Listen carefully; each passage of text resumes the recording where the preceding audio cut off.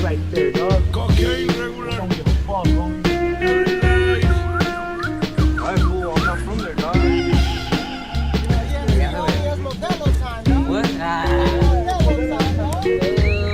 Alright, bitch, nigga, stay good, nigga. Hey, homie. Everything that shit get fuck you, homie. Look at this faggot ass nigga. Fuck you, homie. You ain't looked out, but you ain't got no looks on, boy. Come on now. Let me kill your balloon. Let me fucking kill your balloon. Yeah, big time. Papa, you been collecting? What about our share, home? Fuck, puppy. Me too. You told me you were broke as shit. We not fucking pay, pal. Put some gangbanging in the scooter, though. Hey, show the fools how to use it, homie. Órale, vato, that's too much sauce, homie.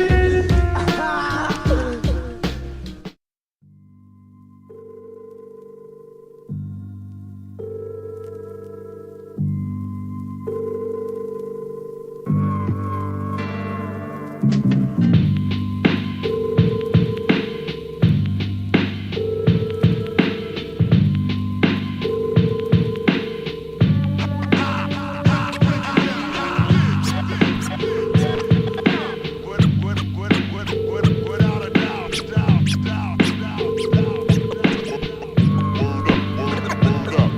Like that, sure. You know I don't stop that.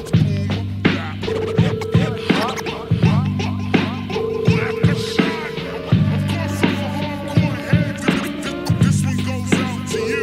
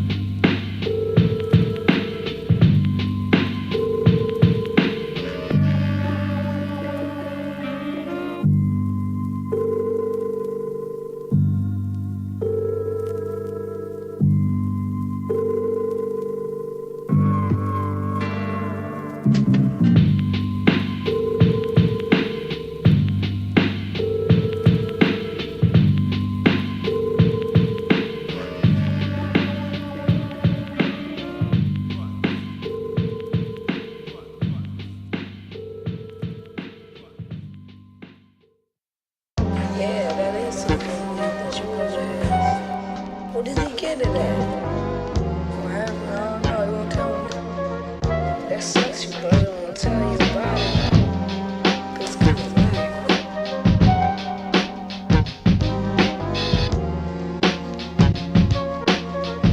Why you were to get this, I'll get this every day.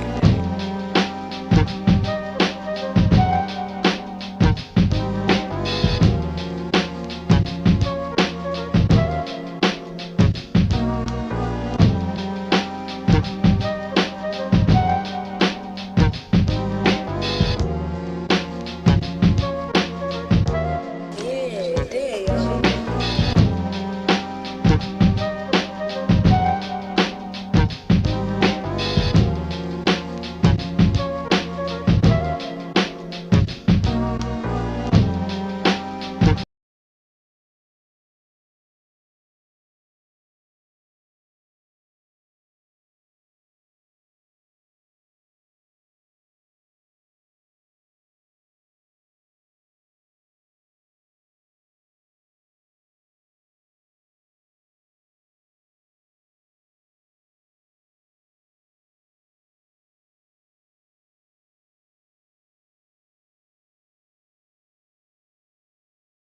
Zone holding it down, back again, and to my right is I I got it's a different co-host. You know what I mean?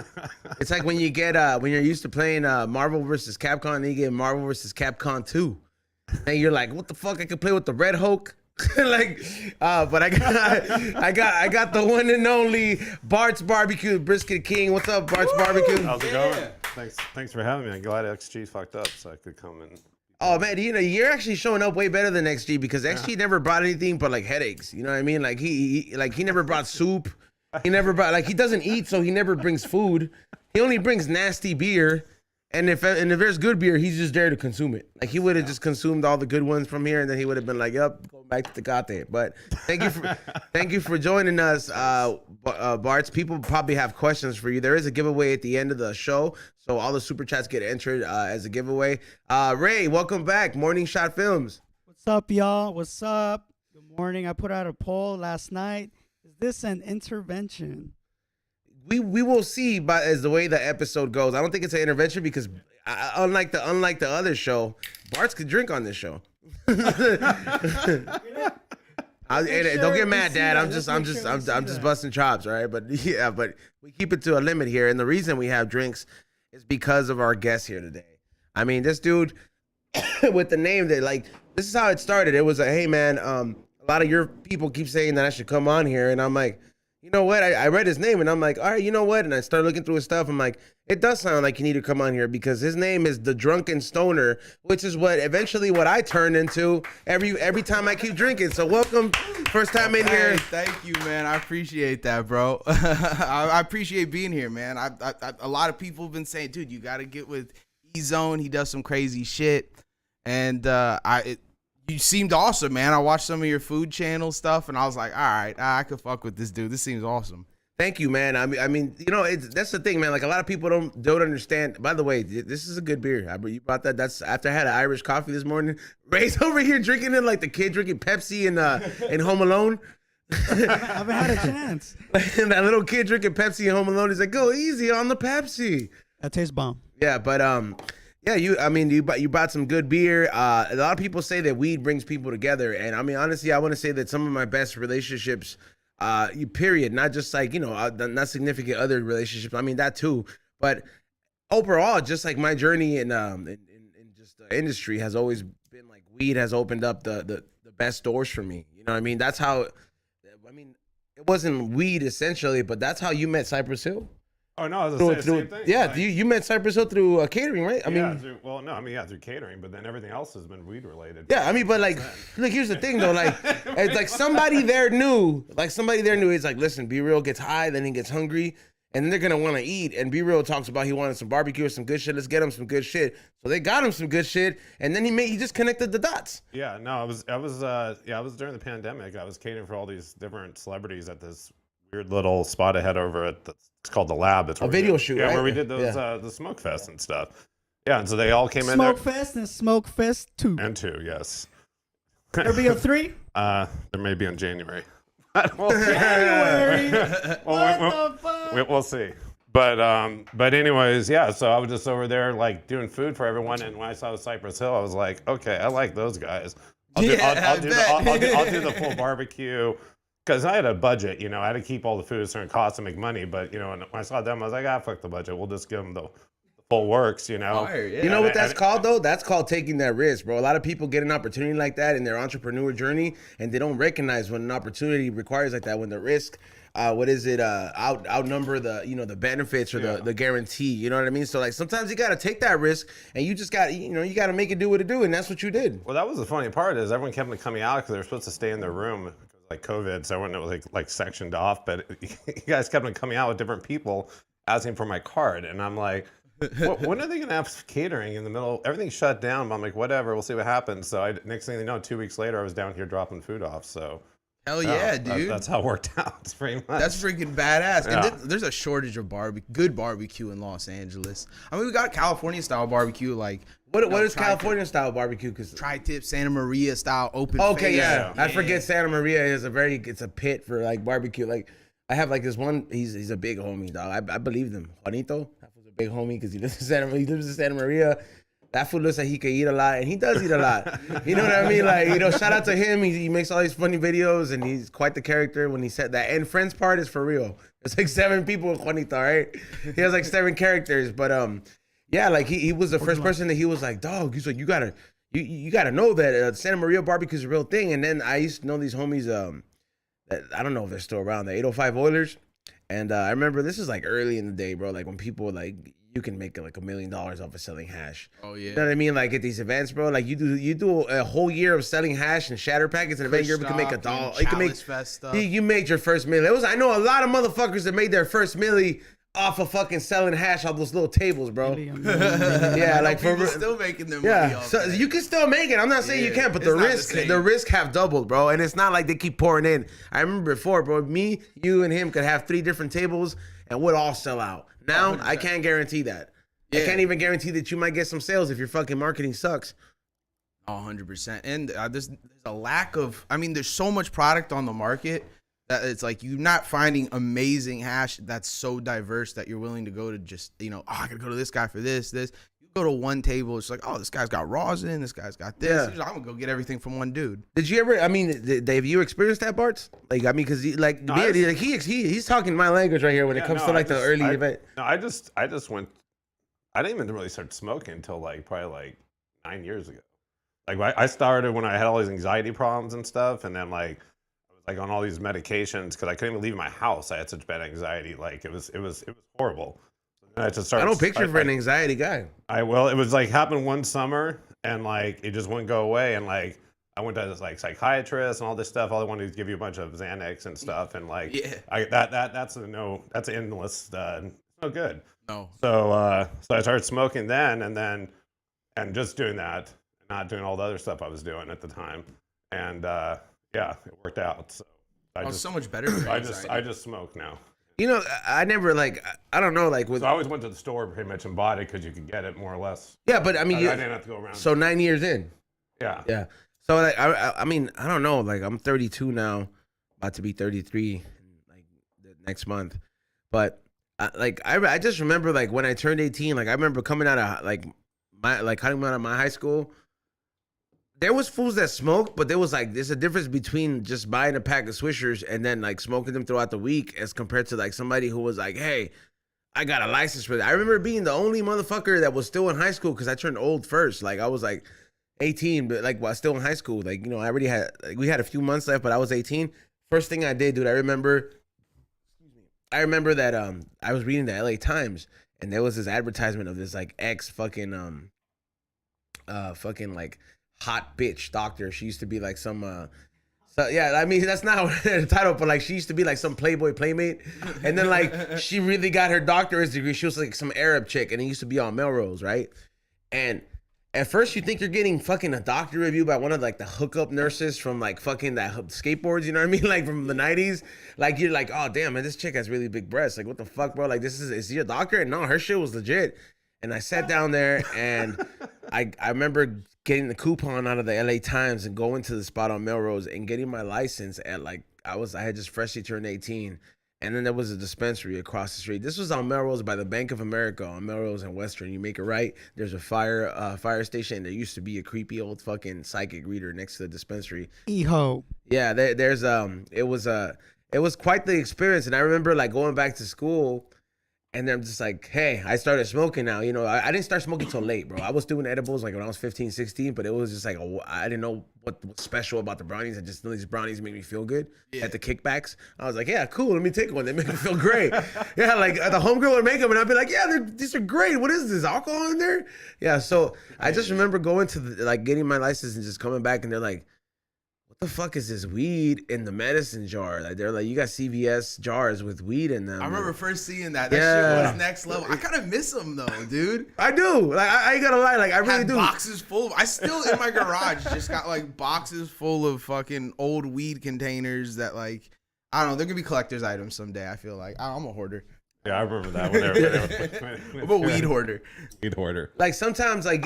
I ain't gonna lie, man. Like there's some, I used to do that with certain packaging. Like I might keep like, but if I'm ever gonna keep packaging now, look, I'll tell you right now, the beauty in it now, people, like for all the people that like got the limited Mr. Cartoon Insane OG bag that was only around for a little bit. There's no beauty in having that shit ripped. All right, don't be a fiend and save that fucking eighth like you fucking save that baseball card or that Pokemon card and put it somewhere. I'm not saying frame it or fucking suck the bag's dick, but I'm saying like, yeah. But I'm just saying like, hey man, put it aside.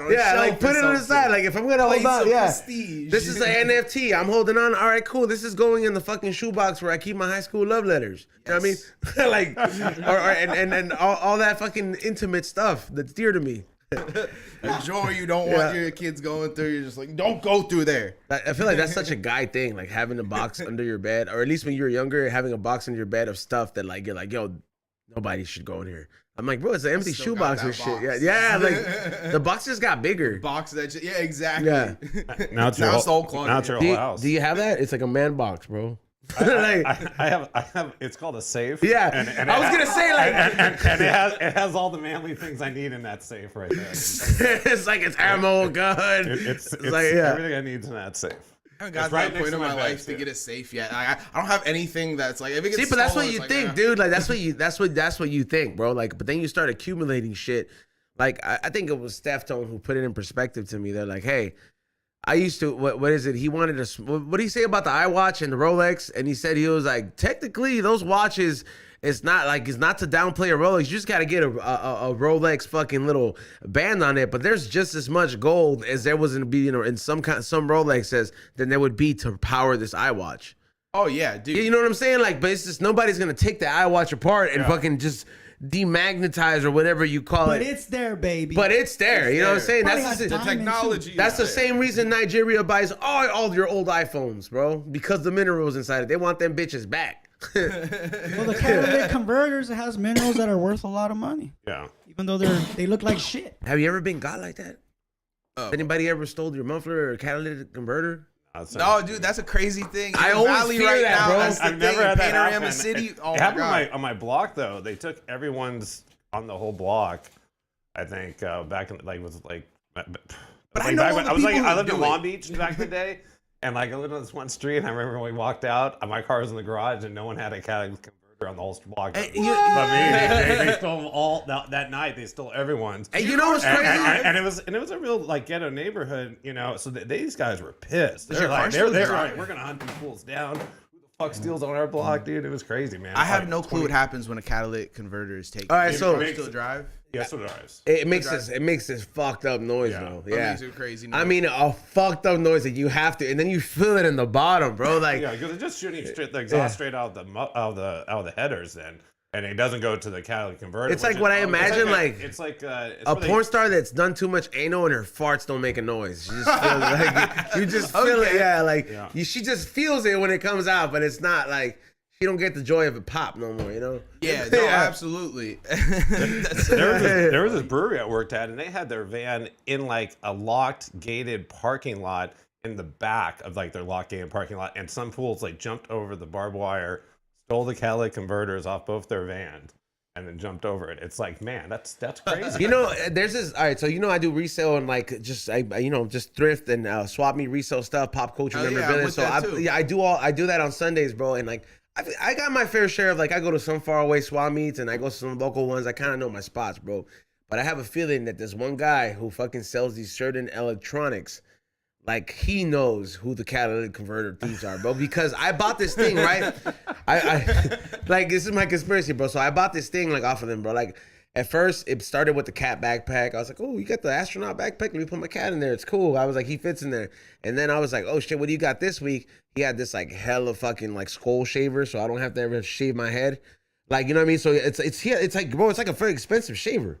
You know what I mean? Like skull shaver. Yeah, it has like 6 blades and you just go around. It's electronic. And then one day he showed up. I need one of those. He showed up with this. I'll get you one, bro. Like he showed up with this this fucking box full of these little saws, bro. And these little saws, they had like this little like hammerhead shark nozzle, and it was like the blade is like this. It's electronic. It's like it looks like a turkey cutter, bro. And I was like, hey, what's that for? He was like, oh, you know, for like trimming and stuff like that. I was like, can it cut through metal? And then he's like, yeah, it definitely can. Like it was a saw. Yeah, and then he was like, I'll show you. No, he told me, he's like, I'll show you. And when he said, I'll show you, and then he had like an example in his trailer, little park next to it, I was like, oh, this fool knows what the fuck. You didn't even know the guy. He just I check bought it it out. I bought it, bro. And I've been using it to trim like, fucking hedges on the fucking, on the trees or whatever. Sawzall. Yeah, like it's like very small, bro. But a little small one, yeah. And then I started looking at like reports with like mufflers and shit being stolen. That's one of the fucking common things that they use. It's like, I mean, it's been around forever, like since the 90s. They had like ones with the cords before, because I see certain paisas still have those. Yeah. But like literally, it's like a little short blade and it's automatic, and these are the ones that they use. And this thing is so quiet, bro, that I can go next to like where my mandarin tree is at, and I'm like, fuck this stupid crow's nest. Just fucking like, and I'm just I'm getting this shit the fuck out of there, and this shit is so quiet that my neighbors don't gotta be up. Like, so I'm like, yo, be careful out there, man. If you're living out there in a fucking hella sus neighborhood, or even a neighborhood that ain't sus, just if you see somebody, get a ring, or at least if somebody's sitting right next to your car, bro, like just sitting down there. Like the other day, I was eyeing a homeless just kicking it there. I was like, hey, fool, you've been here since 1, bro. It's 4. I've been watching you. That's why you gotta start block checking. You gotta always do a little walk around the block. Take your dog out, have them smell the homeless, be like, hey, smell this motherfucker real quick. You always gotta be cool with little skaters in the neighborhood too. They always tell you everything going on. Just like, hey, what's going on, little homie? And there's like, dude over here. It's like they're the perfect people, and you bribe them every now and then, just like, when you're doing a garage sale or something. Take a skateboard, here you go. I feed all my neighbors barbecue, and so they keep eyeing. I was gonna say like how you did it, like you know what I mean? That thing that you did, like, all right, so Bartz had these people fix his driveway recently, and I was like, damn, you got like 6-7 Mexicans working. No, I didn't. No, they did that for free. Yeah, no, but it's in the city, right? The water company, they fucked it up. Yeah, so like, so you had that done, and I was like, damn, this fool showed up like a SWAT team. You got like the SWAT team of Mexicans fucking fixing it. Bro, they were pros. They come off like a big old Tonka truck looking like. Tell him what you did, bro. Tell him what you did. He sees these fools working. It's not even hot no more. Number one, like, you know what I mean? Like, so I mean, but get me, they're working the sweat. So this fool gives them tri-tip, bro. I make them tri-tip sandwiches and cream corn. I'm like, hey, you guys work so hard. I'm gonna make you guys lunch. And they're like, oh, okay. I go, no, I run a barbecue bit. Oh, we saw the barbecues. Yeah, we want lunch. And so I went there. I was cooking a bunch of stuff for like my other guys, and then made some food. And man, those guys are like, broke them out the fire. That's what they said. There you go. Man, we have our holiday party tonight, and I know it's not going to taste like this. This is so good. They're like, we should hire you for our holiday party. I'm like, hey, bro, next year, let me know, and I can do your holiday party, because I guarantee you the company has money, because I've never seen such big vehicles to come fix a little driveway in front of my house. Like, every truck they had was like, you had to like stepway the fuck in this thing. Like, it looked like I was having major construction in my house. There were 7 dudes out there fixing. I don't know why they send a SWAT team to your house. They did. Well, you know why? Because it was done wrong originally, so they had to fix the problem that the person that owned the house before me did, and that was part of the gig, because their pipe blew up in front of my house, and my whole driveway sunk into the ground. See, but that's it was like. But what you did is like, the next time they complain, or the next time you complain, bro, about something, and that address comes up, best believe that those workers are gonna be like, I want to take that job. I'll go in there and do it. 100%. Yeah, dude. It's like food makes nations move, bro. It's a fact. It's like he said. It's like, bro, like you gotta realize who the hoodlum is in your. Plus I had to tease house. you. You gotta, not that in your house, but you gotta realize who the hoodlum is in your neighborhood, bro. Like, you know what I mean? So, I mean, hopefully you don't live in like a neighborhood where it's like, hey man, like there's no hoodlums, bro. There's gangs. I'm saying, I was like, you can't check in with those. You just gotta find a way to move out. But nonetheless, like if you find out like who's really tapped in the street, I'm not saying. First of all, don't be bribing the homeless motherfucker. Right? He's just gonna learn who differentiate. No, homeless. Yeah, you gotta do like the skater. Number 2. Yeah, you know what, Bartz? I'm happy. Bartz gets to be him in his element. I was drinking slow. I didn't know you guys were doing. There's not enough for him to damage here. You know what I mean? Like Tommy can help me hold them up. Oh my god! Let me do a quick shout out to Eureka though, dude. Their beer. I do my comedy shows there on Mondays and Tuesdays. Oh, that's down the street from my house. Yeah, dude. They have. Yeah, they're good. Oh, you like them? You gotta come by anytime. Let us pull up. Yeah, Mondays we do a podcast in Thousand Oaks, and Tuesday we do the Gardenia. 1,000 Oaks. Yeah, 1,000 Oaks. Yeah, it's a little calmer there, so we do the podcast there just so shit doesn't break wild, and then we let everything break wild. It's like a free for all it's called the 20 Tuesdays between Normandy and Western, and you come through. That's Eureka? Eureka. You get 20 minutes. You say whatever the fuck you want for 20 minutes. 20 minutes each comic though, bro. So you can work. I out was your like, set. shit, I'll Learn- give you a gotta good work- fucking 15, but I was like 20 just right off the top and open. Oh, you work out some stuff and you find how you could get your 30 going real quick, dude. I had to stall a lot of times. But I've gotten used to doing at least 30 minutes. I did an hour the other day, which was treacherous. But I mean, I chiseled out some really good material from it. It's a fun time. You gotta come through, bro. You know when you talk, you sound like one of He doesn't sound like Xavier. No, he sounds like who's Coligio's friends in Bronxdale. He sounds like all the. Oh my God! He sounds like all Coligio's friends, bro. Yeah, it's funny. I'm Sicilian, but I'm also Filipino too. And it's just There's like, no I'm not Filipino Sicilian show, or man. Filipino. I know, bro. It's ridiculous.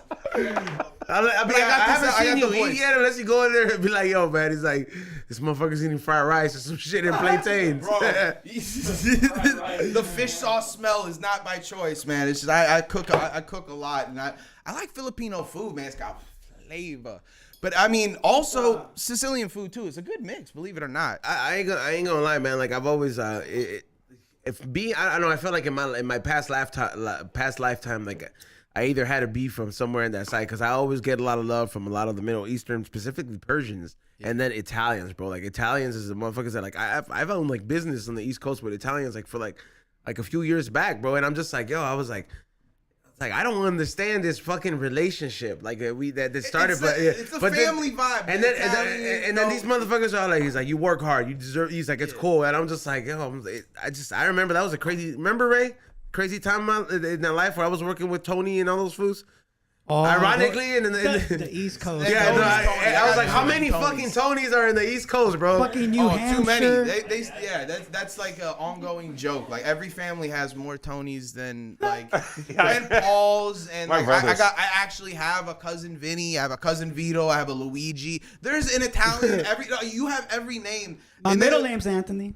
Oh, there you go. But I'm not Italian. But you know what sucks is my parents named me brother's Tony. Steven. Like, and it's like, what the fuck? But I was named after a mobster, so it was cool. I was like, all right, I like it. Is that like the baseball card about like Hall of Fame for the Italians? They're like, yo, what kind of name is it? You're gonna be Steven. Like it's like they were proud of it too. They're like, you should be happy with this name. You were named after a really good guy, and I'm like, okay, cool. All right, I'm good with that. Like, and being like my dad's Filipino. Everybody thinks my mom would be the Filipino one, but like my dad's just like he's into really like scary women. He's like he has Manny Pacquiao tendencies. Dude, yeah, he's military. He's the most American man I know. He was in the military. Like he was a police officer. That's probably why I smoked so much weed and just all around. Everything's from the East Coast. A police officer in the Philippines? No, he's from here. He was born in D.C. and then he moved over here. It was LAPD, bro, but like a long time ago.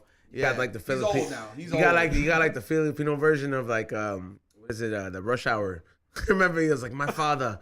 My father. Yeah, he's like, he worked LAPD 14 years.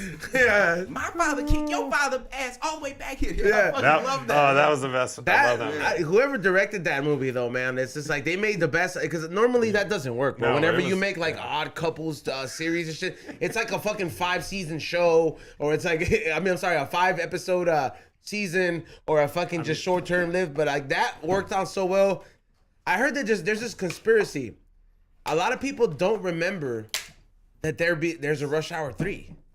Oh yeah, dude, Rush Hour 3 in Paris, right? Yeah, like a lot of people, like there's a whole thing that they're like if Mandela effect. Hold on, did everybody in the room know that there's a Rush Hour 3? Raise your hand if you knew. Yeah. That's fucking weird because they did a whole survey and they're like, a lot of people feel they're like, where the fuck did 3 come from? I love Chris Tucker. I watch. It must have been like a nation that's suppressed. Awesome. Then they all did the survey. It was in America. A nation that's suppressed doing the survey. What? Yeah, he's pretty awesome, I guess. You don't like him? He stopped smoking, right? I heard he's in the Black Book. Oh, he went to Epstein Island? Epstein Island. Xavier knows who it was on. Everybody's on that list. I don't know, man. I don't know.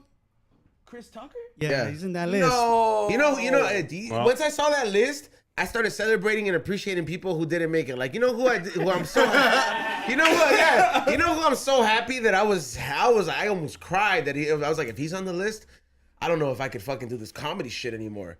And then I was like, oh, thank God Adam Sandler's not on that. Adam Sandler's not on that list. I was like, oh my God, thank God. I served like, his family. I mean, to me, bro, like at some point I was like, when I'm like 60 and fucking rich, I want to go up there and just play a guitar like Carrot Top and just fucking be like you showed up because you showed up, right? He is a cool dude in real life. Like I was bartending for him. He'd just come with his family. They'd sit down and eat like chicken cutlets and stuff at the bar at the restaurant that we'd work at. I mean, like, he'd have his whole family there, like all his 2 kids, his wife. I'm like, oh my God, I saw you. And then the dude was like, hey, like he'd come over there. Yeah, it was like, cool as fuck, bro. Like what's the closest we've ever got to Adam Sandler is shout out to the homie Peter Dante. Love him like with all my heart. That was a cool dude. He's like when I'm at his age, I want to be like that fucking free spirited where I'm out there doing dumb shit and yelling whenever I want, cooking breakfast and singing. And fucking skateboarding when I shouldn't be skateboarding on the carpet. I still remember that, Peter, when you fell. But yeah, like I'm gonna have him on the podcast very soon. But yeah, like that's the closest we got into it. And it's like Ray knows because I've known Ray for a long ass time. Like we went to high school together and like became business partners with all this stuff. He majored in film and I majored in communications. And I'm like, it kind of works hand in hand. But I'm like, there's a fucking there's always been a connection with the Sandler film, specifically like all the roles that Peter Dante had, like Grandma's Boy and specifically Little Nicky. So I'm like, it's crazy to fucking be able to go full circle and meet people like that and go on a friend basis. I'm like, yo, when the light switch goes off, like I can't even get mad, even if it's on a fucking like a boat sinking or whatever. I'll be like, look, man, I lived a good one. Like I got to meet everything. You know how bizarre it is for me the last 2 years, like just like hang out with everyone here and like all the other people I've met. It's like weird. Like all of a sudden you have like you look at your like Instagram and it's like most of these guys aren't buying barbecue off them, but I have quite a interesting array of people that like I'm sure they will when they come out here. Well, no, I'm just saying because they're like all celebrities or other people I met through here, other like music artists or whatever that I fed down here. So I'm looking, I'm like, well, that's a pretty interesting array of people I have that follow me now compared to like 2 years ago when it was, not much at all. So, that's badass. That's what getting yourself out there just really does. I mean, I feel like the sediment lifestyle, like I know some great comedians that probably blow the fuck up if they just all they did was like play ball. Play ball. Like, dude, this by play ball, I'm not saying suck some balls. You know what I'm saying? like I'm not saying by all means, because believe me, like it's like it's a real fucking thing. But it's play ball, bro. Like you gotta learn how to fucking do certain things, bro. Like explain it. Like I mean, first off, like you kind of just gotta there's levels to it. You got to open mic. You got to let the open micers know who you are. Then you need to get booked for shows, and they can't just be your own shows. You have to do other people's shows, and you have to show that you're in this comedy community. Not only that, you have to be wanting to pursue comedy at a harder degree. Some of these people don't go out and they don't train. They do the same material over and over. I do want to interject in that part. Listen. Everybody knows when you're not welcomed at a certain place, and like you can go ahead and be the most you want to be a team player everywhere, but there's a lot of people with egos out there. And at some point, whether that means you got to throw your own shows to fucking bust chops out there, start throwing your own shows doesn't mean that, hey, fuck the world, I'm doing my own thing. Throw your own shows, but welcome those motherfuckers who want to play ball with you. Absolutely. And start building with that and build your own community because it's very simple for you to get bitter and get mad because I've been there so many times because an old fuck hated on me because he realized he's 50-something and he has to play ball at 50-something years old. And I'm like this, and I get it at 30-something. And he's like, damn, this motherfucker's going to do circles on me. It's his own focus.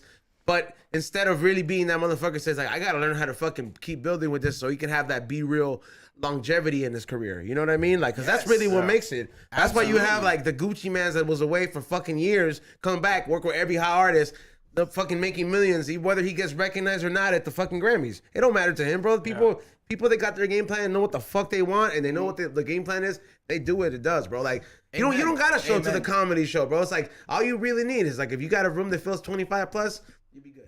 Exactly. No, I couldn't say it better. I meant to say it that way too because I put my own shows on. I'm not trying to shit on people who put on their own shows. I like I said, I put 2 shows on a week every week. on top of we do weekends at other breweries. We just, we pop around. We like to, get drunk, get high, and have fun. A lot of our shows, we do, most of them is 13 comics if we get booked. Or we'll do 25 comics if it's a really big show. And it's just a game the whole time. It's kind of like one of those early 2000s MTV shows. Dave Williamson? Dave Williams? That goes with out Bert Kreischer, and he's like Meet Dave. Oh my God! Oh yeah. Yeah. So you're a Bert Kreischer fan too? No. I'm not saying me because somebody's on suspension right now that loves Bert Kreischer. But well, no, I'm just saying my homie Dave does the one at the at Common Space. They do that comedy show over there. That you go common, because you go to Eureka, down the street they have like Common Space. They do like Common Space. Big Asper. No. I should know who it is. No. I just maybe don't. These days, I'm not trying.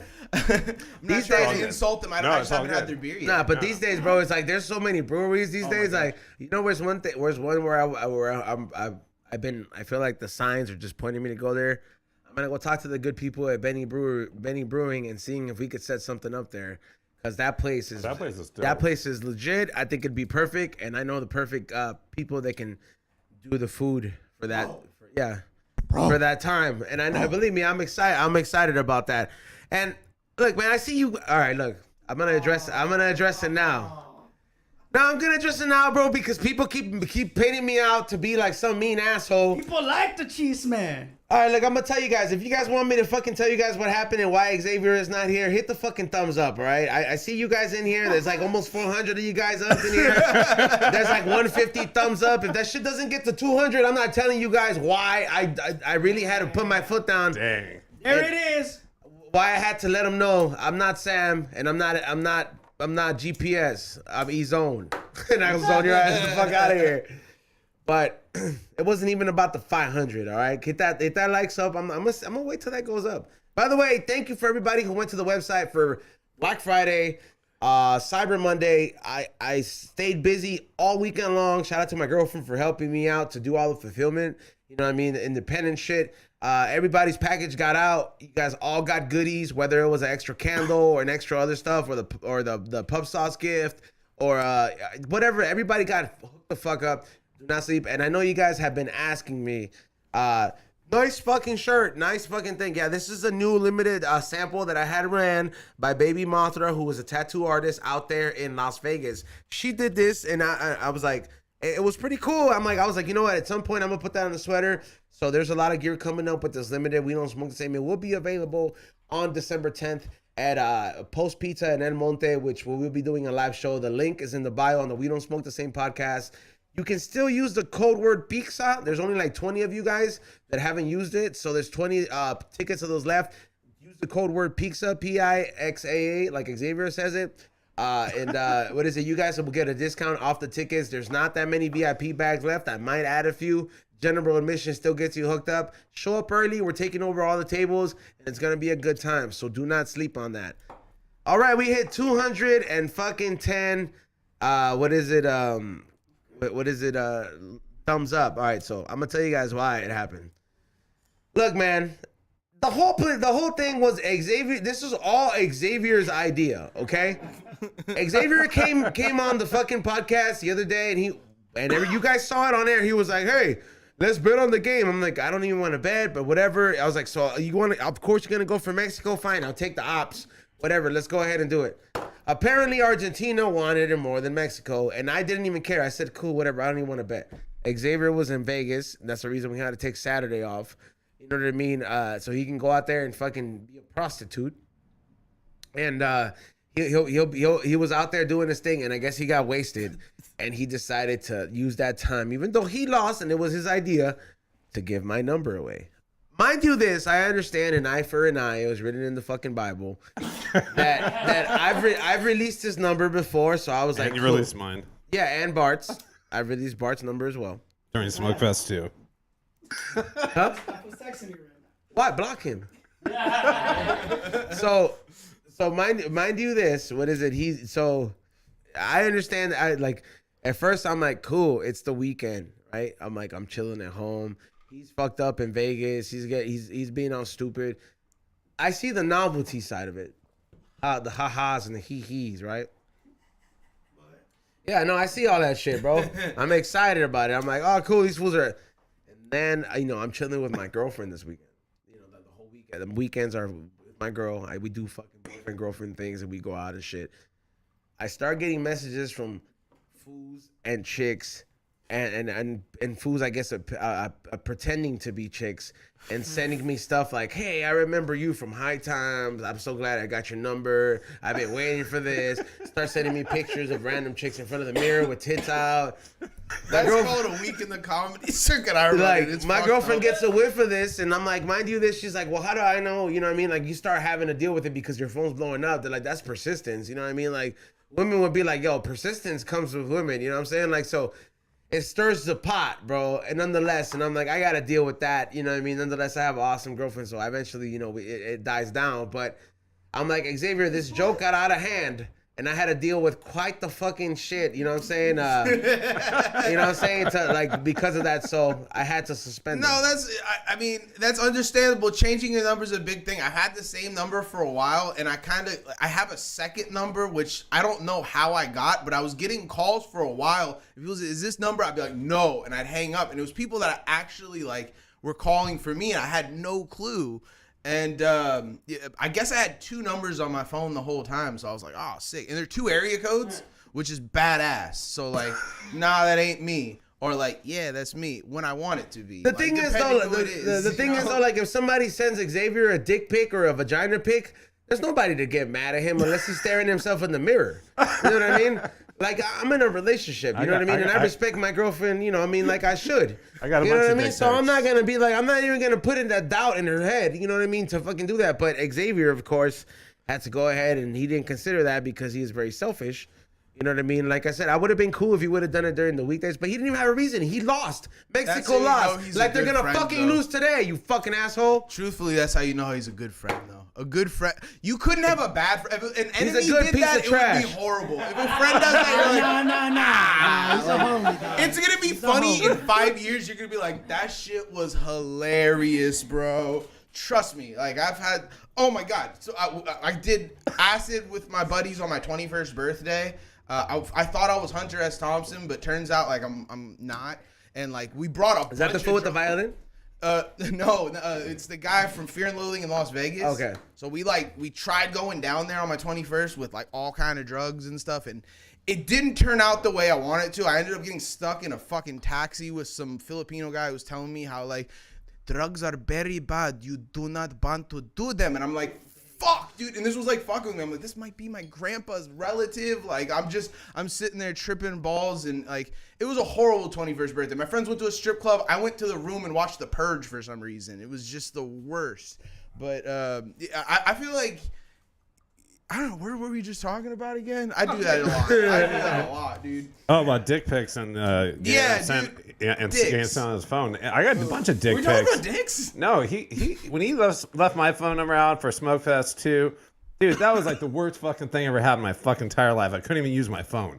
Literally, my phone was useless for 6 hours. And I got dick pics, and I mean, all your fans are they're disgusting. I mean, they send some of the most disgusting shit to my phone, and I mean, I'm sure they can now try, to figure out where it's at. I still get stuff. And to everybody siding with Xavier, I'm still waiting for my fucking money. So if you're still gonna side with somebody who doesn't honor their bets, stirs the pot, and then fucking goes into retrieving where you're like, all right, that doesn't justify a suspension. Fuck you guys, all right? I'll Vince McMahon my way all this way through this goddamn podcast. With Teddy Long over there running this shit, all right? I'm your homie. I love you. But you had it coming somehow. Not that day. Regardless if you're in a relationship or not, you had it coming in some way. I'm not saying you deserved it, but at the same time, you released this number more than once on separate occasions. And he's not the only one. Yeah. So I mean, it sucks, but at the same time, it's dude, Did you ever used to watch Viva La Bam? who knows what have happened? You guys got the Johnny Knoxville Bam relationship. I don't know. But it's a good prank. I don't know you well enough to know each, but one's Bam. He can be Bam for sure. Xavier can be Bam. He can be Bam all day long. Did any of you call shenanigans? Like, I feel like that's what should have been called right afterwards. Did anyone declare shenanigans, or is this an open thing? Can someone still do it? It was like at any moment, anything like a match can strike fire. You know what I mean? But like, I understood. Like, I understand I had it coming. Like, don't get me wrong. But it's like the fact that it went that out of hand. I did get pissed, and I was like, damn, this is kind of like my own fault. I released his number, but at the same time, I'm like, you could have done it on a day where like I had fucked up. Because when I released his number, it was the day where he would have wasted Tommy, who was a father of 2, and Chito's time, who was a father of 3. Drove over here at 9:30 in the morning, and he was in Vegas jacking off while we were in here without the fucking equipment. Am I wrong or am I right, Ray? You're not wrong. I released his number when he dropped the ball, and we almost didn't have a podcast. And not only that, Ray, who was a father of 2 stepkids. So that's like, yours was fair. His might have been funnier. I didn't see it. I don't know for a fact. But what do you think? Like, 'cause the punchline is always, to me, is always worth it. Like, you know, if someone just hits you with something that's unexpected, you're like, oh shit, that was kind. In a couple years, yours might be funnier. I don't know. Yeah, I mean, either way, I'm like over it. I told him, I'm like, you'll be able to come back. I was like, I'm not that pissed. I was just mad at. Yeah, I was like, at the time, you know what I mean? I was really that mad, but I still had to set my foot down. Are we going to have Moses on? Do you remember your new number yet? No, I'm not going to change my number. I just, I blocked about 25 numbers. So, like, whenever these fools are all like, hey, I can't get in because of the ticket. That move, though. And Ezone doesn't respond back. Yeah, bitch, I blocked you. I think I blocked at least 30 numbers during Smokefest, and then they just kept on coming. Yeah, and cheers to that. And they you need another one, Bartz. You're done. I'm good. I've learned my lesson. Nah, we're not drinking whiskey. We got don't psycho-less it up. The Pills of Creation is pretty good. I'm just fucking delicious. I'd like to try one. What do you have? So we got that tacos one. We got Between Normandy and Western, which is my favorite. It's a pale ale. Pale ale, all right. Really nice. Between Normandy and Western. Yeah, that's what the location is. But in the South Bay. Western will always have a soft spot on my heart, bro. Coastal Drift. This is a nice hazy IPA. Right. Beautiful and delicious. Here's tacos and beer. Pills of Creation. This probably is one of my favorites too, because it's just nice. You can drink it anytime. What is it? Pills of Creation is Pilsner. And we got tacos and beer. It's an amber. That's another one. I brought all my favorites. So is there another amber? I'll try the amber. The amber's great. There's the tacos and beer one. That's Between Normandy and Western. Yeah, I'll take one of those Normandy and Western ones. Have you seen that Palm tree. Yeah, there is like, I ain't gonna lie, Eureka makes some really good beer. Next time we do comedy, let me know. I'll pull up for that, dude. Any Monday and Tuesday you want to come up. If you want to go to Thousand Oaks every Monday, if you want to go to we're in Gardena every Tuesday. Sorry, I was far from the mic. No, it's all good, man. This is definitely a good time. We're probably gonna be doing more live events, but yeah, nonetheless, for all the people that are in there fucking talking shit, like Xavier and me are cool, right? I already talked to him, bro. It been cool. Yeah, like I don't understand. Like I talked to him that same fucking day. You fools take it that.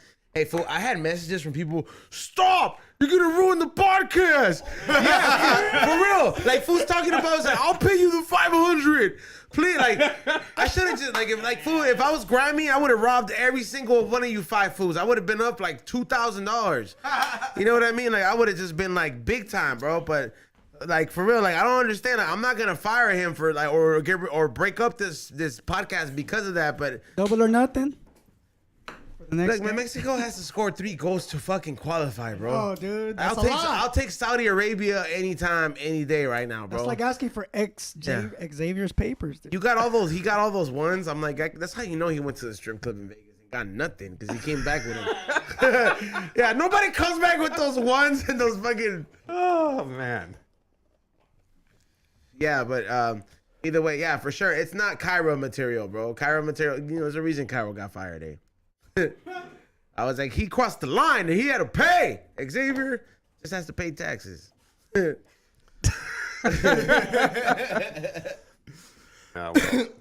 make sure you dress up as Buzz Lightyear when you say you're going to, otherwise you're He has to dress up like a U.S. We should dress him up like a U.S. flag one day. And Bartz, you owe us, dog. You owe us a fucking costume, dude. Yeah, you know what? Let's get You into should have it. came here with the costume. Yeah, Bartz, why did you not dress up? Because I didn't sell out the tickets. That was the whole thing. No, you did sell out. There was a lot of people there. You said it was but- sold out. No, I sold out of the lower amount that I was hoping just to like.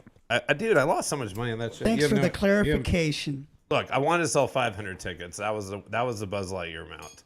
Then we didn't even sell 250. Then we went down to 125.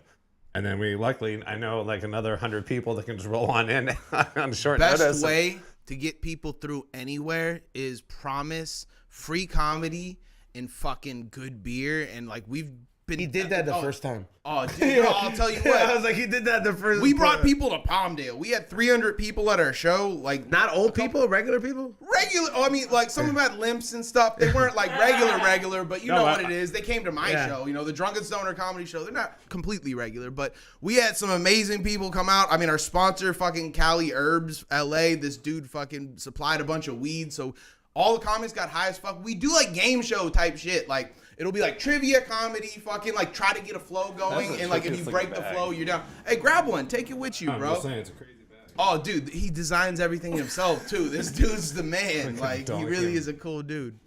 It's horseradish, so yeah, it's like it's his little guy fighting a horse or something. Yeah, it's pretty cool. badass. Yeah, horseradish. I mean, I don't know, man. Like, are you a fan of that shit? That shit's so spicy for me. I am a fan of horseradish, I was gonna especially say- like on the French dip. Oh, Yeah. you know that was Yeah, horseradish all right. I'm not a big fan of horseradish. me Yeah, either. a little bit. You can have a whole But sometimes, bro, you can appreciate it through people. Like Ray makes me appreciate. Like I appreciate certain shit through Ray, like coleslaw and horseradish. Like I will never eat it. I will never eat coleslaw. Okay, well I thought you were a coleslaw guy, but yeah, all right. Is just any coleslaw or just the mayonnaise type of coleslaw? I just don't like that sweet fucking coleslaw. No, dude. you've It never. doesn't go great I with do like chicken this. for me, bro. It pisses me off. Have you ever had like a red cabbage, cilantro, and just lime coleslaw? It's like a Maybe Mexican I style. have, maybe I not. I don't know, but that creamy, sweet ass coleslaw, fucking take it back, bro. Yeah, Sorry. I got you. Take No, it back to I'm Texas not if a it's fan. where it's from. I'm not a fan of that either. So I don't like that all that mayonnaise. and- No, in some weird way, I kind of put E-Zone on the stouts. Because there was a time where you didn't really like stouts. Oh, dude, great Methuselah stout they have there. They won awards for this shit. Oh my God, come through, bro. A few beers on me, man. I got you, bro. You The brisket come king. through. The crew, bring the crew through. Hey, Oh, I've been there pull plenty. them Monday or Tuesday. I know them. I've been there plenty of times. Oh, you know, Phil is the coolest of fucking dudes, man. Yeah, that's a cool spot. He'll come out and just like talk to you about like he made me like I liked sours with like, you know, the ones that were like smoothies and stuff, and he's like, dude, just have a fucking Jamba Juice with a shot in it, and I'm like, God damn, I got called out. Like, so I mean, like I felt dumb. I've been like a beer snob lately. I go to like these breweries that make like fucking like German standard beers and stuff, and this, which is weird because like I don't like German standard anything else. It seems a little bit like for me right now. Like You know, it's a little. The Heffenweisers. Oh, I love Heffenweisen. Dude, I've been loving German beers are just like are killing it for me. The Heffenweisen they have there is called. What's a Heffenweiser exactly? I've seen it. I may have tried it once, but I don't like really get it. What's the whole deal? I mean, They it's got a lot of pour it in wheat big in it. ass cups and shit. I'm like, dude, that's a lot of beer. Oh, dude, I'll tell you what. With a slice of orange, a Heffenweisen slaps. But the one they have there, he'd be like, you don't put a fruit in a fucking Heffenweisen. It's so great though having somebody who's just like, dude, Xavier, have the who beer told you as to it- jump into the beer? Oh! Yeah, but no, you go ahead. Heffenweiser, the beer, and the fruit in there. And the Hey, beer. that's And what- all- that- I'm telling you, all the beers. I'm just plugging. No, I'm the just people, not- the people I do my show. No, I was saying we were looking at that drunk tank for XG. We should fill it full of beer, and then make everyone dunk him in beer. Well, Xavier can't really. that's a good Xavier can't really talk craft beer with everybody just because like he's a, he drinks that nasty ass Tecate. But let's put a poll up. If we get a drunk tank for next the moment it starts getting hot, a dunk tank, like literally a whole tank, and you get to pay $20 for 3 tries to dunk whoever's in there. We'll take turns. It doesn't have to just be XG. Well, I'll do an hour me, and then Xavier will go up next, and then whoever wants to go up. You know what I mean? But we'll do that for the next time. I'll dunk when that sounds fun. This is the one with the pitching ball where they throw it and you drop in. Oh, dude, I'm so fucking down with that. If there's actually beer in that, If you let I mean, me go that's first, a lot I'll of drink beer. as It'll much just as be I can water. before I drown. Just get a sponsor like Budweiser and have them just fill it full of beer or something. Oh, fucking ask Eureka. They'll put good beer in it so you don't fucking die of fucking liver poisoning. Ray would be the one to pull the lever and be like, guess I'm going in. What a stout? That'd be the messiest one. Yeah. You're like dropping in like. Does anybody know the score? Because I mean, I don't really. They start at 11. Yeah, because also they start like almost right after the show, or So- right before it ends. Yeah, we'll be watching it in the big screen downstairs. It's gonna be nice. Fucking Mexico better win, dude. 3 goals is a lot, Gosh, bro. man. 3 Mexico goals. talks all this shit. They We're want it best, the we're most. best. You know Fucking what's show gonna it. happen. I They got- cheer better than anybody, dude. Did you hear the in the Olympics? I liked the Arabs when they won. It was amazing because it was badass. Kind of, they were like, Allah, Allah, Allah, Allah. And But those when the fools were fucking- crying, bro. I was like, you see what I posted up? I was like, just for 9/11. But when the Mexicans win, I'm telling you, you feel it in your soul. You want to flip a car. Like, I don't know why. It's I ain't gonna lie. it's in my- Yesterday was the one time where I looked at the fucking game and I was like, that's the only thing you could actually cheer for right there, dog. I wore that on red, white, and blue. I did see that. I felt like I read By Bill that somewhere Dolce and that it made was it. your page. Huh? I felt like I read that somewhere and it was your page. Now. It was my page where I said, "This is for 9/11, fuckers." Bro, that's hella funny. I was like, if I would have been team captain of the show, be like George Bush. While he's sitting at his home, what's up with that fool, dog? Is that fool getting Alzheimer's like Reagan? No, that fool went out the news and he doesn't go out. He just kicks it. Is he just like a rancher guy? George Bush? W? Yeah, like what happened with all these old presidents, dog? Like what the fuck's Nobody Bill up liked to him. He doesn't today? want to go out anymore. They- He's they- just and then Bill's They just just busy wanna getting his relax. dick sucked. He's cool. Bill's just fucking fat chicks. He's just chilling. Fuck. Would you leave if you were Bill Clinton? You got money. Just stay in the fucking wherever and get the Oval Office. Your house must look pretty dope. Like you just like wake up. You wake up in a hotel every day. George W. Bush is 76 years old. He's younger than fucking Biden. Oh, dog. Man, he could have ran for a second term instead of this old ass president we got right now. I mean, I think Kanye West is pretty young. I think he'll do well. Man, fuck him. Fuck him. I ain't gonna lie. Like American red, white, and blue He'll live Yeezys long. sound pretty good. That'd be the first pair I would buy.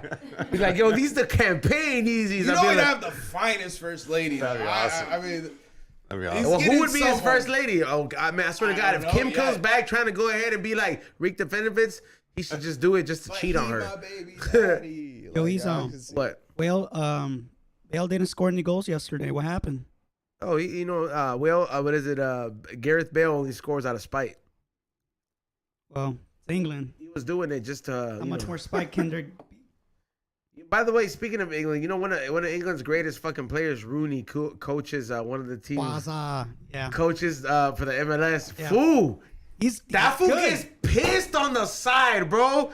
I was looking at he looks like he's related to Brock Lesnar. Did you catch a game where his team was on the? Yeah, he was coaching. He was yelling. He You was saw him? like, he was mad, bro. I was like, damn, bro, this was Coach Carter. Hell yeah, he's one of the best.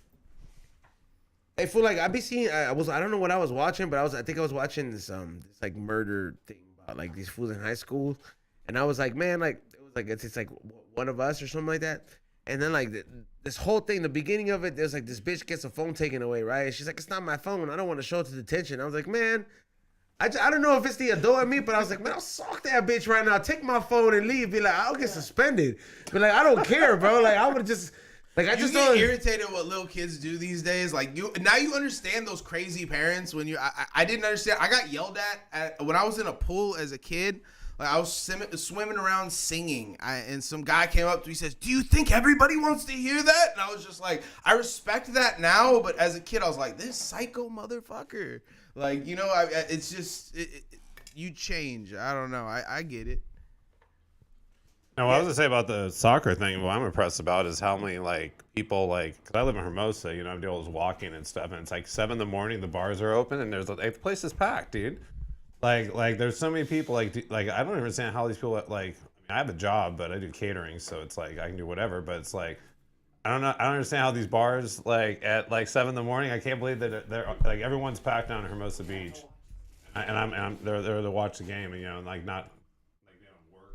You know, I'm just saying it like brings all these people together. It's like it was pretty impressive. That's what I love about sports in general. I mean, the soccer thing's like a different thing than like, you know, normally it's Sunday. Yeah, everyone's watching football, whatever. But at 7 a.m, like on whatever day of the week, down in Sharky's Hermosa, they're open or whatever, and there's all these people there watching the game. And I'm I like Sharky's.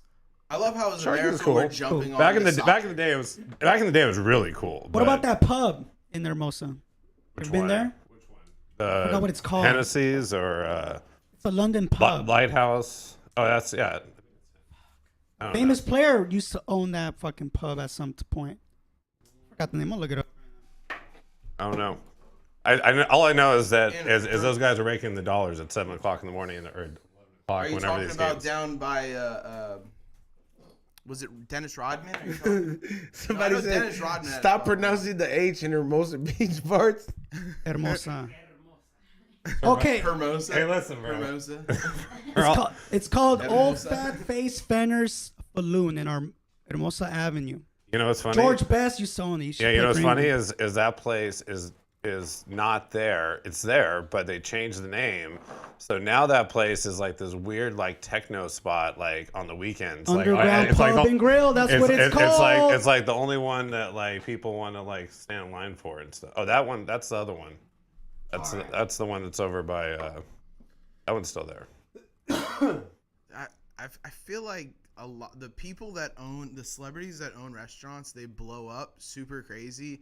They need to just get celebrity chefs to pair up with it and stuff. Yeah, like Guy Fieri, he should have a celebrity chef in all his restaurants. Even the fucking white trash ones, Guy bro. Italian nachos. Dude, one of my customers texted me on a cruise that they were at the Guy Fieri barbecue restaurant on the cruise. He sent me these photos when he got internet, and oh my god, he goes, dude, this had to be the worst food I've ever had in my entire life. He goes, I don't know how the fuck this guy has his name on like such a shitty place. He's the mayor of But it was so bad. baby. He showed me like these ribs and stuff. It was like, dude. I drank all you like, could eat how do Bloody you Marys from one of his restaurants. I don't know if I got food poisoning or alcohol poisoning. I was fucking throwing up and shitting ridiculously. And this was the other day. Yeah.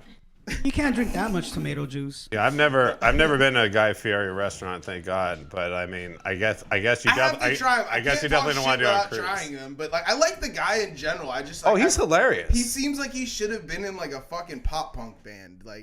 He should have. Hey, you can't complain when they pay you what $10 million a year or something like. He's Food living Network. He's living the good life. He has like 4 shows, dude. Dude, he's living the great life. I mean, you can't complain about that. But I mean, his food. He started out as a guy who like made videos for like fixing cars and shit.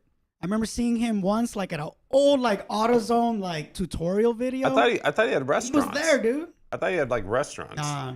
He practically came from nothing. I thought he started restaurants from, or like, something. I like because he's a California person. I support any. I just support any dude that's probably almost 50 that has a spiked hairdo. I just like the attitude. And Flip like flops. and shove more still hot rolling dogs that in his out. mouth than anybody. I'm just at glad one he still has time. hair. I feel like he's tough. I feel like he got down. What happens if he loses his hair though? Imagine if he like. Is he still Guy Fieri? He reps Flavortown hard. I bet if you pull up on him, he throws up signs. Does he have? You ain't Flavortown now, fool. I like Guy Fieri. No, I love Guy Fieri. I just think he's. Don't come to his set just up don't a come to hair his restoration for the rest of his life. He's that rich, dude.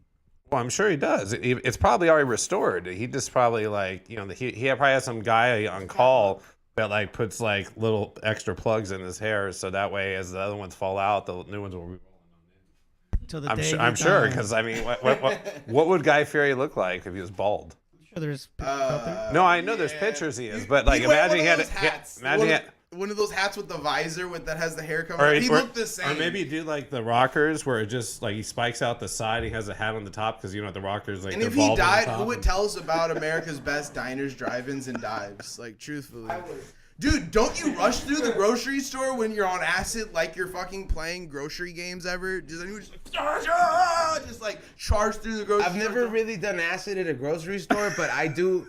No one does acid casually. I'm the weirdo here. No. I mean, but I do. I would imagine I do acid like this because I fuck things up at the grocery store, bro. Like I have a routine. All right, so I'll tell you right now. gotta break this. I gotta break this down, bro. Cause I like how he got right into it when you came back. I gotta. It's like a guilty pleasure of mine. Like it never went away. No, you know, it never does. You guys know like the story of like me. Like I'll break all the candy bars at the end. Like if there's Kit Kats, I'm breaking them and just before I leave. Dude, I do this shit in every aisle. Squish candies with cream in them. Dude. When I go grocery shopping, you got that too? I'll get like one orange juice and then I'll see. That's I was like, poor this. kid syndrome, bro. I got it too. So like, I do it to creamy candies. I pop all of them. Like, eat that shit. Dude, bitch. yeah. My mom said no. Dude, so I'll go in there and I'm like, all right, cool. I got the last coffee. Let's open the last two, and just leave them right there. Be like, because you know the bubble goes up. Yeah. So they can't buy it no more. God damn. So You're then like, devious, fool. So or then I'll fucking move on the same aisle. You got the yogurts and all that shit. I'll start crushing them, bro. Like the whole thing, like just so the cans are all crushed. Then I move on to where I get the coffee creamer. I'll fucking twist off the fucking seals and all of them. And I'm going through every aisle doing random shit. Break the seals off the Febreze. Make sure all of them are sprayed in a row. I'll fucking crush the fucking Cheez-Its. All these fucking imitation cereals. The bananas are getting taken off the fucking, all the thing that holds them together. I'm just ripping them out. I don't know what, but I've been doing this for like quite almost like 2 years now. And I don't know why. I think it's like I got encouraged from like being on the show. Like again, and talking about some of the things I used to do as a little kid, bro. But I haven't memories that triggered you. I haven't got caught yet, but that Ralph's at Culver City, it has. I've been putting in some damage in that fucking Ralph's, bro. Like you said, the eggs, I'll fucking see them in the thing, and like I'll fucking pretend I'm getting some. I'll be like, all right. Say where you're incriminating yourself. Well, they're gonna charge you for each one. Well, I mean, I have other Ralphs. You know, that one's just like the one I feel comfortable That's the at. main one. Yeah. I hear you. Like I spent $300 there every time, of course, regular groceries, but I'm just also doing like $300 damage, you know? Like I'll fucking go ahead and I'll put the chicken that's warm in the freezer somewhere. Low-key, I can't go back to my neighborhood grocery store. I have to go like a couple blocks away because when I was on Xanax a long time ago, I happened to go through and forget to pay for everything in a grocery cart and also try to fight the guy, say, yeah, I did. And so I can't go back to that one. So I go up the block a little bit to the Vallarta, and it's cool though because like they have everything inside that I do happen to need. But the Albertsons would have been better. Yeah, I mean Ralph's is just the one that's there. It's like a nice ass Ralph's, but I don't know. It's just like I got like some kind of guilty pleasure out of it. I'm just like the company will pay for it. Like it's just like. Yeah, I used to work at a grocery store back in the day, and like. Do you ever see the result of that? Dude, there's so much stuff that gets just thrown back like in the trash. I mean, it's. I mean, I don't know about people nowadays. go dumpster diving, huh? Oh no, they do. Dude, we used to have to lock our dumpster up and stuff because like I used to have to like I was a cart guy, whatever, picked up the carts. Yeah, and he had to put all this shit back on the shelf that no one wanted, So, dude, I did the same thing he did. Like, they said if it's bad, put in this cart. If it's good, put on the shelf. So everything that was perishable, that I said, okay, yogurt, off the top. Yeah, there you go. I don't have to take that one back. I don't have to figure where that one went. And so I just have all the shit that I had no idea where it went, just fuck it up and just throw in this cart. And then all they do is just they have some other fool that gets that cart, and they send all that stuff back to the manufacturer. I used to steal liquor when I used to work at CVS, dude. That's different. I see worked there. I've told this story, bro. You. No, I mean, that's the way I looked at it. But we used to like. I've said this story before, but long story short, the whole scheme was this is way over a decade ago, by the way. So like the whole scheme was like. I would tell people to come in to be fake buyers, and I'll pretend to scan everything because the cameras wouldn't have sound. So they'll give me like $50, and they'll take like $300 worth of shit, and then I'll be like, I'll give them a list of my groceries. I'll be like, make sure you put this in there, and you can get whatever you want. So like, and then I had this scheme so down, dude, that like whenever I had to restock liquor, that was my favorite, dude. I used to literally get the tagger pens, or like at that point I got good at it that I could do it with a spark plug. I would just have a spark plug in my pocket, and with whatever liquor I wanted, I would just go like this. And then be like, and then the shit would crack, and I'd be like, yo, I forget the manager. I feel bad for him. He was like an Ethiopian man, but I would tell him just damage, and then he's like, oh, right teeth off, and he just tell me, and then I'll go ahead and do it and make the report. He's like, I'll park right next to the dumpster. Dump that shit into the fucking empty bottle, throw the bottle in the fucking trash. That way the evidence was there, be like, hey, it leaked out. Bro, you were way too. I was You're ridiculous, like a serial killer. You should have just like. I just take a box cutter and cut it a little bit on the label and be like, it's damaged, and they'd be like, oh my god. I had to make again, Steven. To quote Jurassic Park, life finds a way. Bro, I had to make it look realistic, bro. Like when I realized that spark plugs will break through any fucking glass thing if you throw it at a good velocity. That shit is crazy, bro. It'll shatter like a bunch of. I'm not encouraging none of this. I used to throw them out of cars at other cars back when I was in high school. We used to get spark plugs and chuck them over people's cars and shatter their windows on. Driving around. Sorry. Damn. Sorry that happened to you guys, but that also AAA battery or AA batteries work really good too. Oh, pennies, it's the best. They're the least traceable. AA batteries or spark plugs. Have you ever had an incident with road rage? You a road rager? I wasn't the road rager. I would just make more people. I was making people rage because they're windows. That's very serious. It's like I was the follow you home motherfucker. Like, I'd be like, where you going, bitch? I got you. And then that's the problem with me. Like, I'm like a dog that doesn't know what to do until like you get there and you're like, oh shit, I got the rabbit. Now what do I do with it? Like I'm like, fuck, I'm at your house. Now the cops are here. Maybe I should leave. No, and you know what's the funny thing? You try lying about your name like to the person, but you can't do it to the cops. Now the people know you shouldn't come by their house. They're not coming to my comedy shows anytime soon. But I had road rage back in the day. Now I still got road rage. I ain't bullshitting, bro. I'm from LA, bro. That's how we are. I think the worst I've ever done is like I've gotten a handful of change when I drove a bus. You don't keep a thing of pennies with you? Yeah, like no, I still do. No, it's like because it's your ashtray and the fucking penny thing. So you're just like, yeah, this is like emergency change. So like I just dug in there one time and I just opened up the fucking sunroof and I was just like. I just threw their shits up, like fucking 10 funky fill tips and quarters and started going there, just hitting that shit. He was a fan. He caught a funky fill tip. It's limited. I did it right as I exited like the corner, and you see the motherfucker. It was too late, so I was like, oh, I'm done. And I remember I had a destination. I was like, there's a McDonald's up there that has a fucking little fucking area where it's a drive-through. They'll never know. I kicked it there, smoked for like a good 40 minutes. Bro, you ever run from the, like, I've been low-key, allegedly run from the cops? Not from the cops, but I've been chased before, bro. Like, I'm talking about where I was, like, scared, and it was like, all right, I don't know if I've told this, but there's this event called Cali Bash. It's a reggaeton event. By the way, there's going to be a reggaeton artist today at the Dr. Green Thumb show. Anuel will be on there today, and I will be on the show today. So if you guys have any questions, man, I wish I would have worn my Reeboks, damn it. Yeah. But, yeah, what is it? Fool, so one time I went to this event called Cali Bash, right? It was the first reggaeton Cali Bash or whatever it is.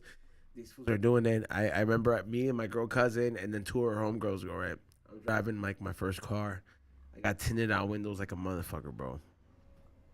I'm backing up out of the 7-Eleven and I can't see out of these tinted windows. So I'm like going based on the mirrors and there's this all blacked out Chevy truck going there, dude. And I fucking hit it and I'm like, well, there's no fucking choice. Let's fucking go, folks. And I fucking took it.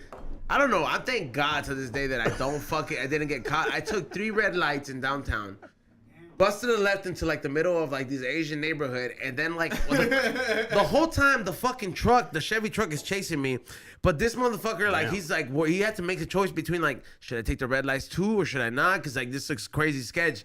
So he tried, you know what I mean? I was like I didn't care, bro. And this my girl cousin's in there and like 2 other homegirls are in there.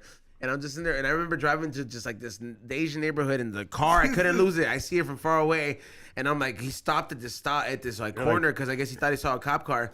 And I just remember seeing this apartment complex. I pulled in there, pulled to the back, parked in there, and I was like everybody just shut the fuck up. You're like Jason Statham from The Transporter, dude. And like just transporting, you know, like the cops are chasing you. That's the funny thing. And you just like go in reverse. In LA, it's kind of like that. You got like those garages like that. And when he says Asian neighborhood, people think like, what do you mean Asian neighbors? A few Asians there? No, the billboards turn to only Korean or Chinese, depending where you are. And like this, dude, I can see you pulling.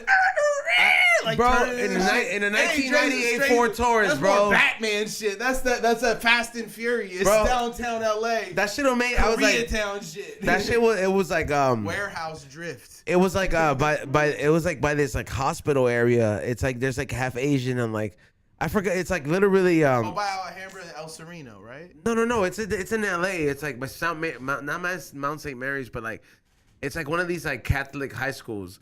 And I just remember like I just parked around it. It's like in an Asian neighborhood, and I was just there, and I drove into a random driveway, and I remember hearing the truck just go, just going back looking for us, and I'm like.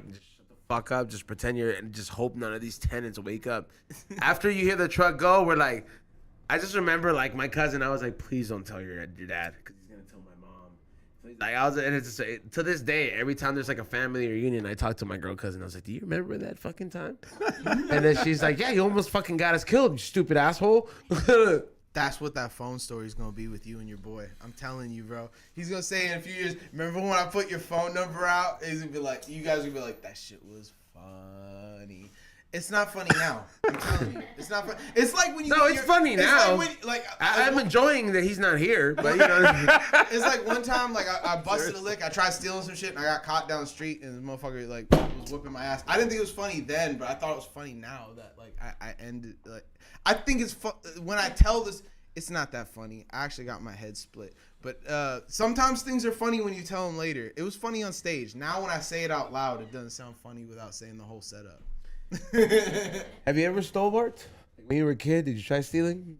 I was more of a damager. I never really try to steal much at all. No, because when you're a kid, like I'm sure I took some candy bars. No, when you're a kid, like I feel it's okay.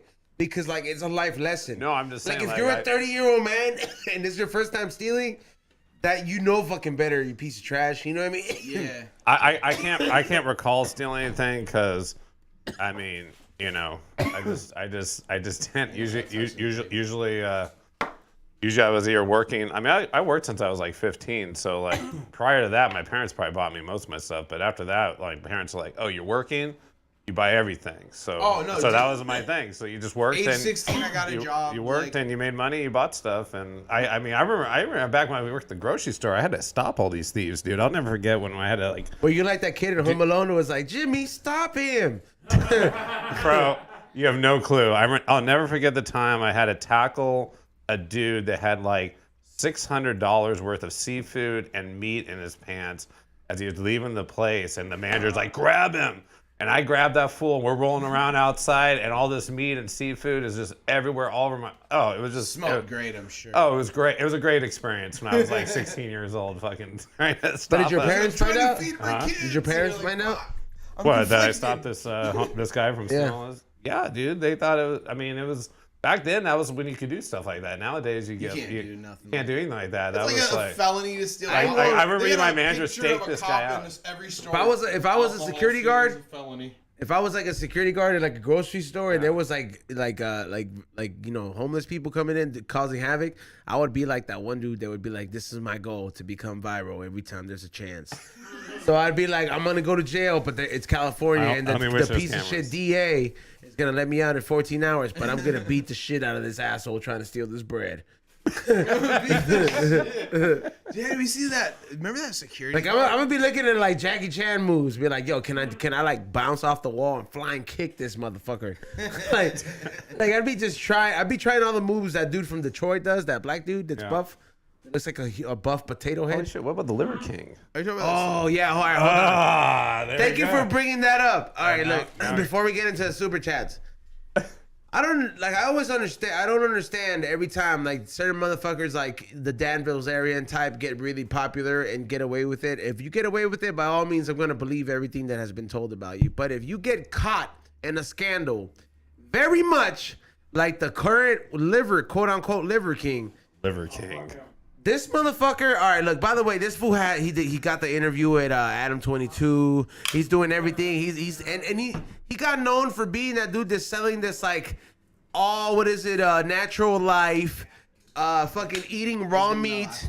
He's having like fucking like 6-pack abs. I'm talking about like I'm talking about, bro, like you got like bro, it looks like a 6-ounce strip steak and every fucking. It looks like ab. a drawing. Yeah, looks like a drawing. He looks like a Zoom statue, like a cartoon character drawing because. I feel like it's you so guys ridiculous. are insulting him, but it sounds better each time you say it. Like it's just like I mean, no, it's amazing. Hey, the dude has an amazing body for as old as that dude is. Yeah. I mean, he is ripped. The bullshit was that he recently got caught taking more than 12 kinds of steroids through leaked emails, which really discredits all the shit that he was trying to pitch people. Because he was trying to pitch people shit talking about you need to eat an ancestral diet. Talking about you need to eat all this kinds of shit that probably isn't good for you. He ate straight liver. Like just like raw liver. Like raw meats. That's what he professed. Dustin, we all know that you've taken, some therapy, what is it? Hormonal therapy? Dude, I take TRT, testosterone. TRT. Testosterone replacement. Does it like numb your taste buds or something? Because goddamn. No, it doesn't know your taste buds at all. It just or does it just make you like, fuck it, I'm just gonna eat this shit and I don't care what happens? It definitely changes you who you are as a person. That's for sure. 100% different person now than I was like 6 months. I mean, the benefits are great. Look at me, dude. I lost 100 pounds in 4 months. I mean, I did a lot of work too. You got me thinking about doing steroids. It's not steroids, bro. I mean, you get tested. You're young. You don't need that shit, bro. Most doctors. I do want to feel like a Terminator, though. Most doctors don't believe in that shit. My doctor didn't believe it at all, but he saw the results and he's like, "Hey, bro, I'm good with you doing that. If that's the results, that I now took you off all your prescriptions and all this other shit because you're taking testosterone." He goes, "I can live with that." So there you go. Testosterone and weed. That's the key to life. I don't know about that. That's all you need. I don't know about that. I feel like with me, like, what if it hits me different? Like, you know how sometimes me and XG are like yelling at each other at the top of the lungs before you get in here, and then imagine if I was roided up, I just crisp and wall his ass, and then fucking Ray comes up here and he's like, "Why'd you kill him?" No, you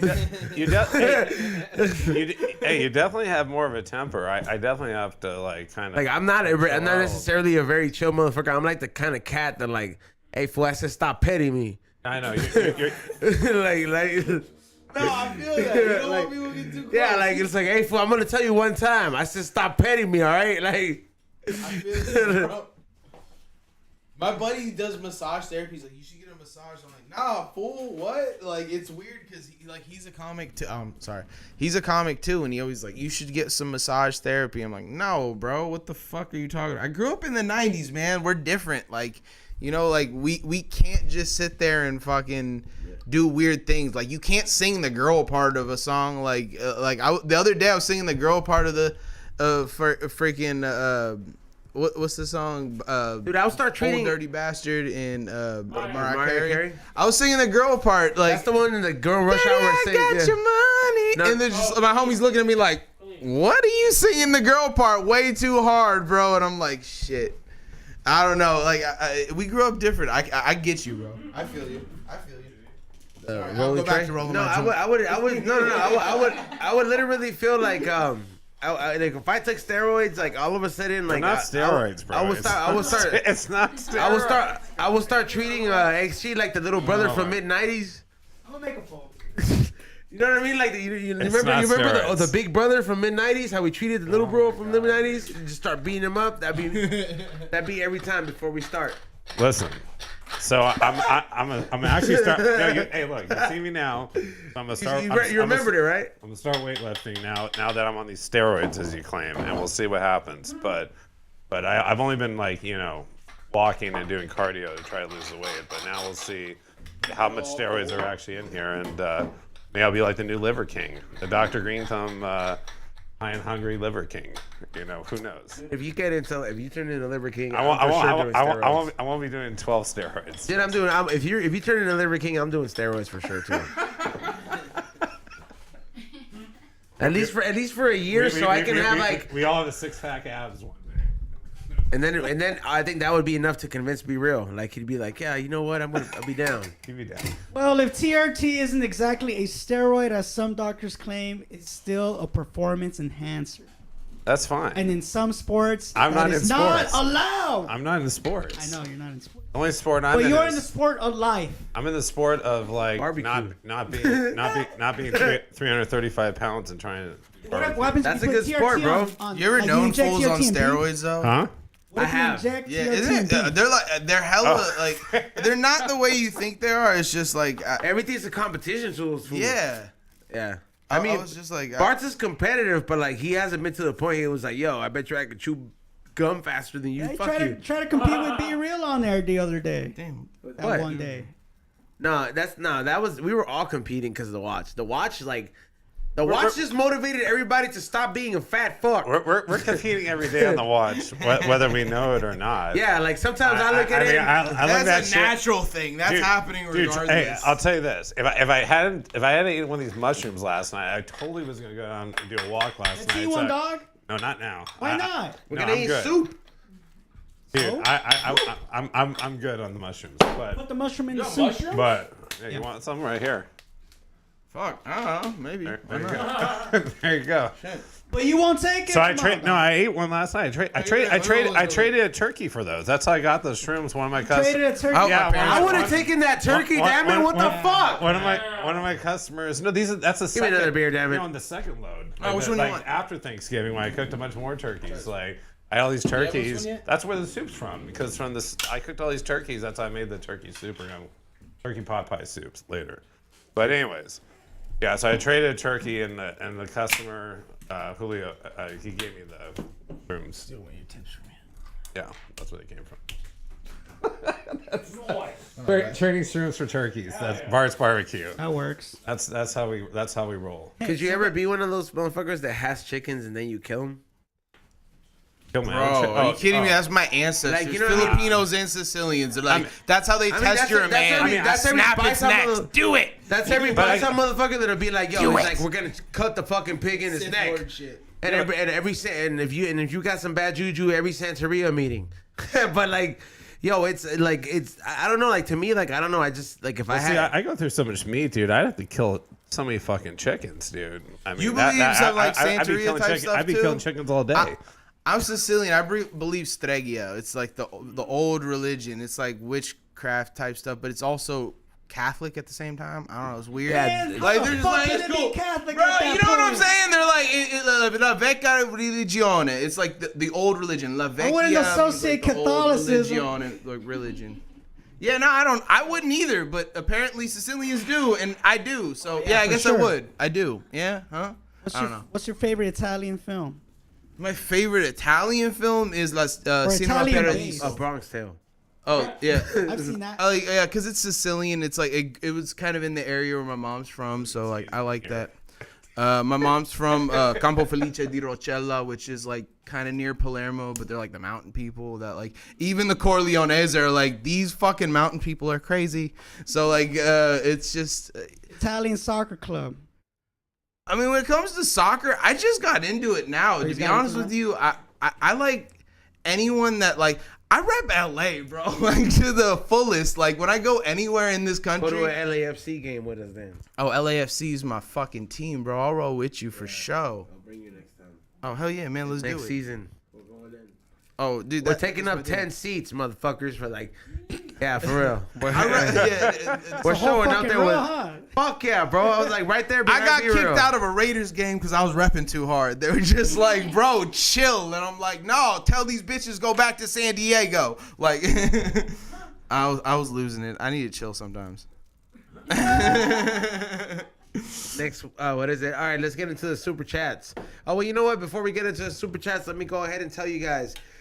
Make sure you guys go to flavorsbyezone.com. Thank you to everybody who checked out the website during the sales. I appreciate you guys. There will be new merch being uploaded at the end of the day, like the new merch that I got going on right now with the We Don't Smoke This. And these are a limited sample sale.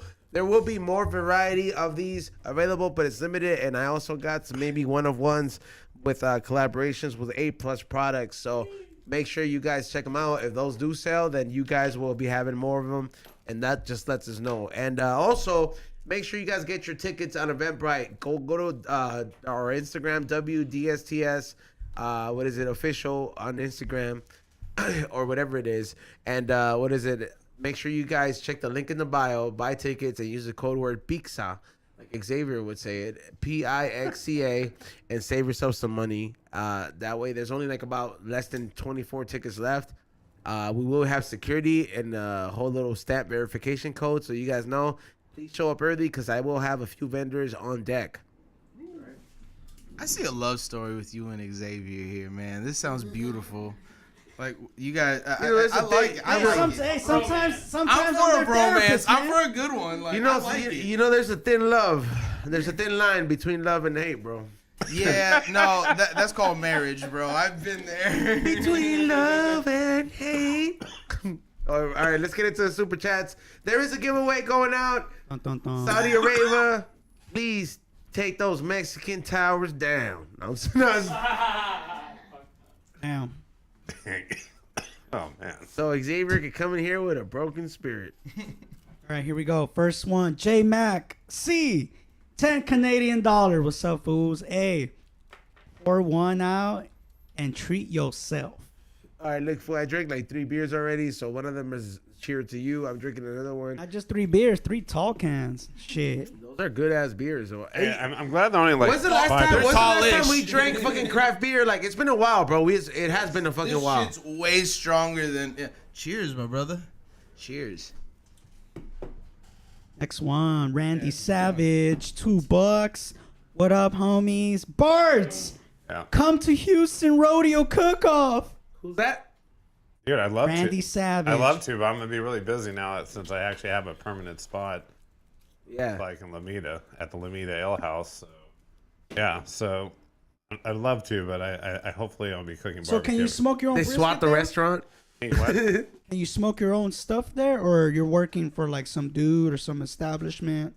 Oh no, my thing, my gig is it's a bar, beer bar, and they had a kitchen they built during the pandemic, and I met up with them because of this whole fitness thing, and I walked the extra 2 miles to Redondo Beach and ran into these people one day when I was looking at my watch, looking at these guys where they were at the calorie count, and because of that, I met the owners of Lomita Ale House, and they want me to take over their kitchen, so it's gonna be Bartz Barbecue in the kitchen. Crazy how that works. Very weird how that works. I mean, I can't believe that literally I got hooked up with this thing that was not like advertised nowhere just because I didn't want to be the guy lowest on the calorie count on the watch.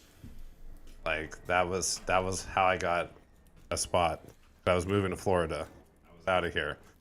Gone. Fucking Florida, man. The fucking weather, sticky, Snakes. storms. It stinks. It fucking stinks, bro. The coke even good over there? But you know what? They don't give a shit about you cooking barbecue in your backyard in Florida. Hey, dude, I was watching and that's the facts. So, during like, Thanksgiving food, so we're eating dinner and the TV's on, right? And the kids are flipping through the channel, and then they fucking leave it on, and they go on and play tag, right? And then all of a sudden, it's in that fucking beach scene. What's wrong, Rocky? Why don't you tell me what's wrong? I'm afraid, all right? Is that what you want to hear? And then everybody's having dinner, bro. Like, it's this fucking inspirational ass speech, bro. He says, don't you want to hear from me for the first time in my life? I'm afraid. Can't finish that dinner no more, dude. Hey, bro, I was motivated to get a piece of pie. but I ain't gonna lie, man. Shout out to Sylvester Stallone for being one of the greatest ever. Seen his new show, Tulsa King, or something like that? Yeah, That shit's fire, it is bro. fire. Though it's kind of funny because he's like, I'm gonna go down to Oklahoma and take over the weed game. It's like, what, bitch? Like that shit's been cracking. Smokelahoma knows what's up. Please, Stallone, can you partner up with Green Thumb and please make sure you have the right contract. I like how he got all high in the. It was cool when he got high in the you car. have the though. right contract and fucking make some kind of Rocky strain.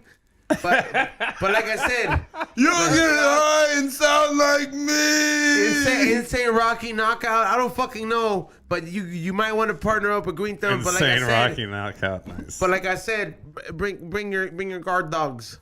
They should call it Adrian OG. That shit would be fire. Bring I'd your fuck with family. Adrian, bring the family lawyer because you're gonna need it to make sure everything's straight. Because a lot of motherfuckers take that shit for granted, bro. Is that for actually like Italian? Yeah, he Is is. Italian in him? Yeah. He's Italian and French. Yeah, we know. We all check in with each other. It's like, you ain't full either. Don't lie. But that's the thing. I'm Sicilian. Sicilians are mixed anyways, and they get mad. They're like, it's like, we are the world. Just chill. We're all good. Remember that We Are the World shit? All those fools started singing. Yeah, Nobody gives a fuck. Five about that shit. Nobody gives a fuck I about rolled that this we shit are the all one fucked shit. up. I underestimated the shape of this, and it looks all fucking crooked. Not show that during the Dr. Green Thumb show. Yeah, do not do that. That's not a submission. Even though you have a nice I mean, tip. that is a submission. But It's I mean, just- don't submit that What's one. the submission? Don't submit that one. What? That is joints. It's a submission for Yeah. the worst That's joint what I I've would rolled. I don't. You know, here's the thing. I use funky fuel tips yeah, that is when horrible. someone else rolls the joint because I do blunts. I'll roll I'm a it for blunt you. guy. Hey, look, this is my submission. I didn't see blunts and I was like, oh, fuck. Look at that.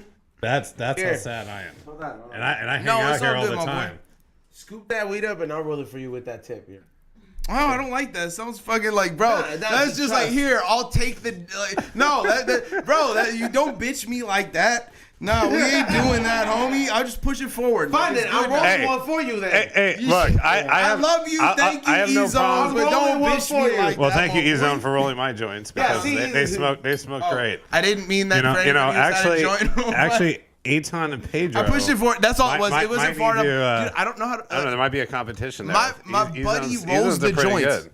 Really I do good. the blunts with these. Well, that's what I expect from a drunken stoner. Hey, you need the tobacco to just like keep it going. Sometimes. I don't know. Tobacco. Well, no, the blunt. I use Oh, the blunt. I All thought right. you were Italian, not English.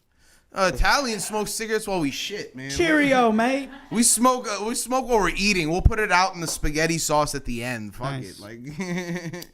Like I want to just like be like, hey, read this. I don't smoke cigarettes anymore. Just read this line from a Bronx Tale. He's like, Sonny never. You know, he's like, just please, just say it. Because Tommy's Italian, but he doesn't talk like you, bro. No, dude, I'll tell That you is what. Italian, My mom's yeah. from Sicily. She was born in Sicily. Like she assimilated with the fucking Latin culture when she came out. The first place she came was fucking the Valley to Van Nuys, California. She's like, I'm down with the fucking brown. When she got here, she was cool with the cholos and cholas. I don't know what they'd like an Italian woman. You guys, it's the same. No, she's Yeah, tough. I know She's what tough. it is. No, it's the same. She's a tough First of woman. all, Latin women and Italian women, they both get raised with the Christianity, the Yeah, Catholic, with the shoe specifically across your head. The specifically chancla. Catholicism. So it's like Catholicism gives you a very good outline on where your position should be as a woman according to that book. Please, like I said, according to that book, not E-Zone saying it, according to that fucking book. Not all right? Ezone's Bible. Yeah, believe me, as my girl does whatever the fuck she wants. Not it's you. Oh, Yeah, so believe it's me. good. I'm sick too. No, I'm just. No. We got a little custom here, you know. We Oh are no! not If you don't French. smoke any of this, man, that's why I brought this. It is. Schmirk. Brought each person here a schmirk too. Oh, dude, that actually looks way better than this. This shit looks like it was rolled by I rolled it with like arthritis hands. Like I don't know. My hands are shaking. My father showed me. What's the next one, Ray? Next one, we got Roger J. Cabañas to $5.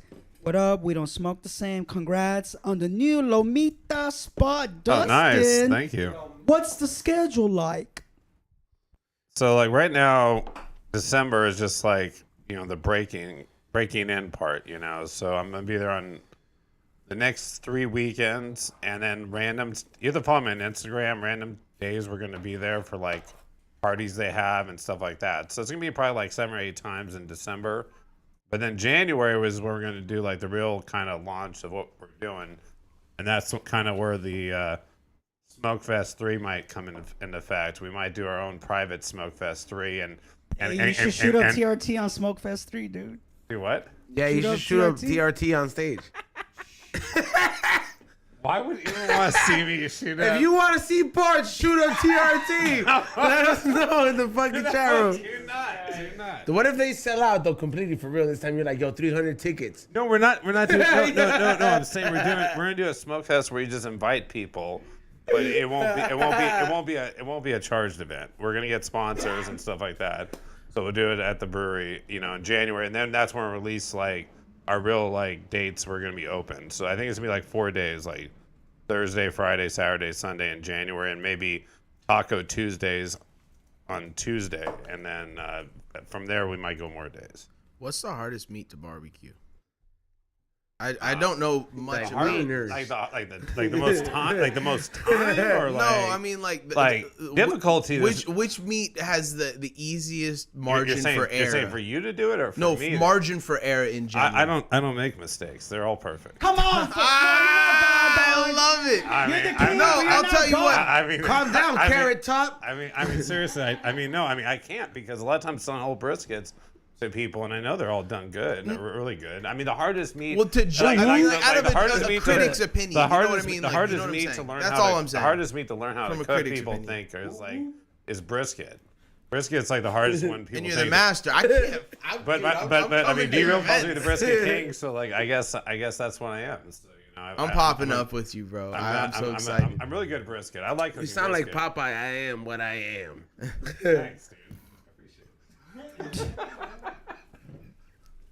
No, I mean, the hardest. You would make a good Popeye though. Brisket is hardest to learn how to cook right, but Dustin. I mean, I teach classes, and all my guys tag me with great looking photos. Of make stuff it a costume. Brisket. No, a costume. No, you could dress up as Popeye. I think you'd make a better Popeye than than a Buzz Lightyear. Now you're on steroids, so you're already looking kind of buff. No, I'm not. You know what I mean? Right I'm not gonna do Popeye.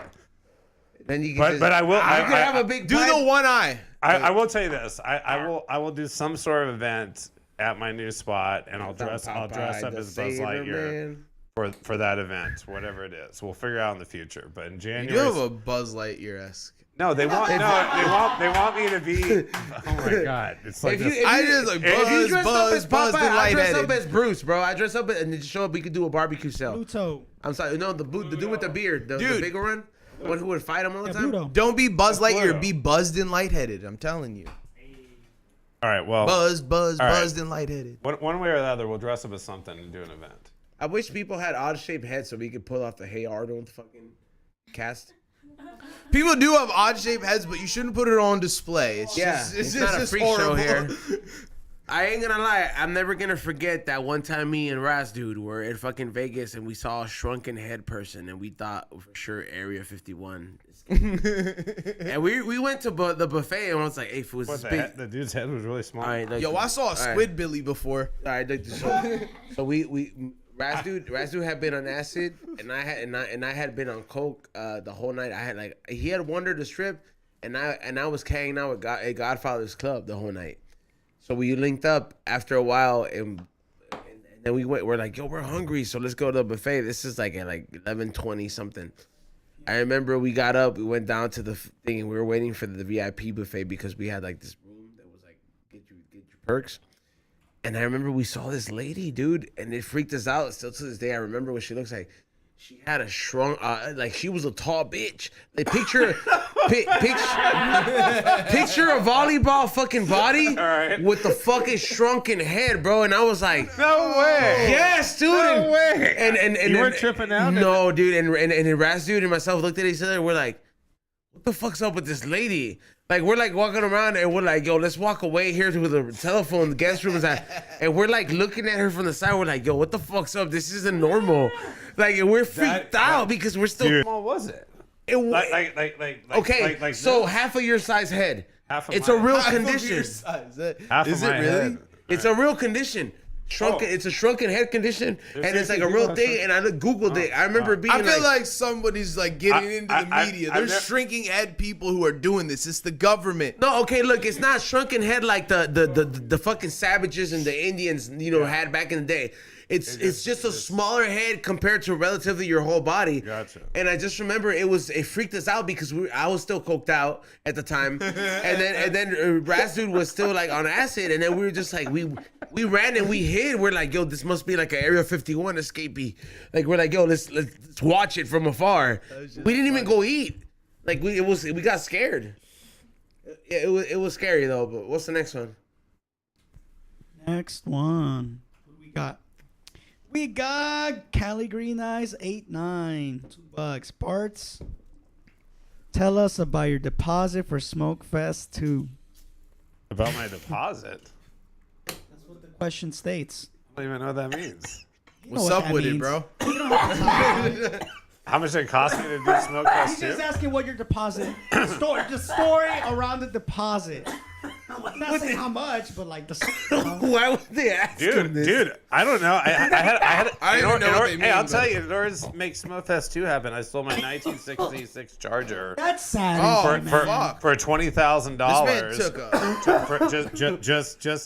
just to pay for like You the, killed a the rental. relative. I didn't care. It was whatever. It's a car. It was gone. I don't know about that, Bartz. It's not. It's not in my. It's not in my driveway no more, and I don't have to worry. My friends If can I come lost over my and park truck, in my I'd be driveway. devastated. It's no big deal. That's how I pay for the deposit or the whole event. and the 100 people that bought tickets helped pay for the rest of the event. But it was. There you go. Fucking Bartz looked out for y'all. Hey, it was Fucking assholes! Why would you ask that? It was the best birthday I ever had. What can I That's say? great. That's good to hear, man. Remember that girl was twerking on you at the end, and I was like, "You ain't winning the costume contest, bitch." Santa Claus won that contest. Fuck yeah! Shout out to Santa Claus. I need him on the podcast this fucking this month. That guy was I like, know Jewish Santa You know Claus. his number? no, I don't. Somebody I tag. paid him. I know horny Santa Claus, a Jewish Santa Claus. I need some. I don't want Hey, horny. we should get all three of them here, dog. Yeah. Yeah, you need Nah, him. I Let mean, me horny, know. horny Santa Claus sits next to Xavier though. Well, we'll figure No, it out. someone sits on horny Santa Claus. That's how it Xavier. works.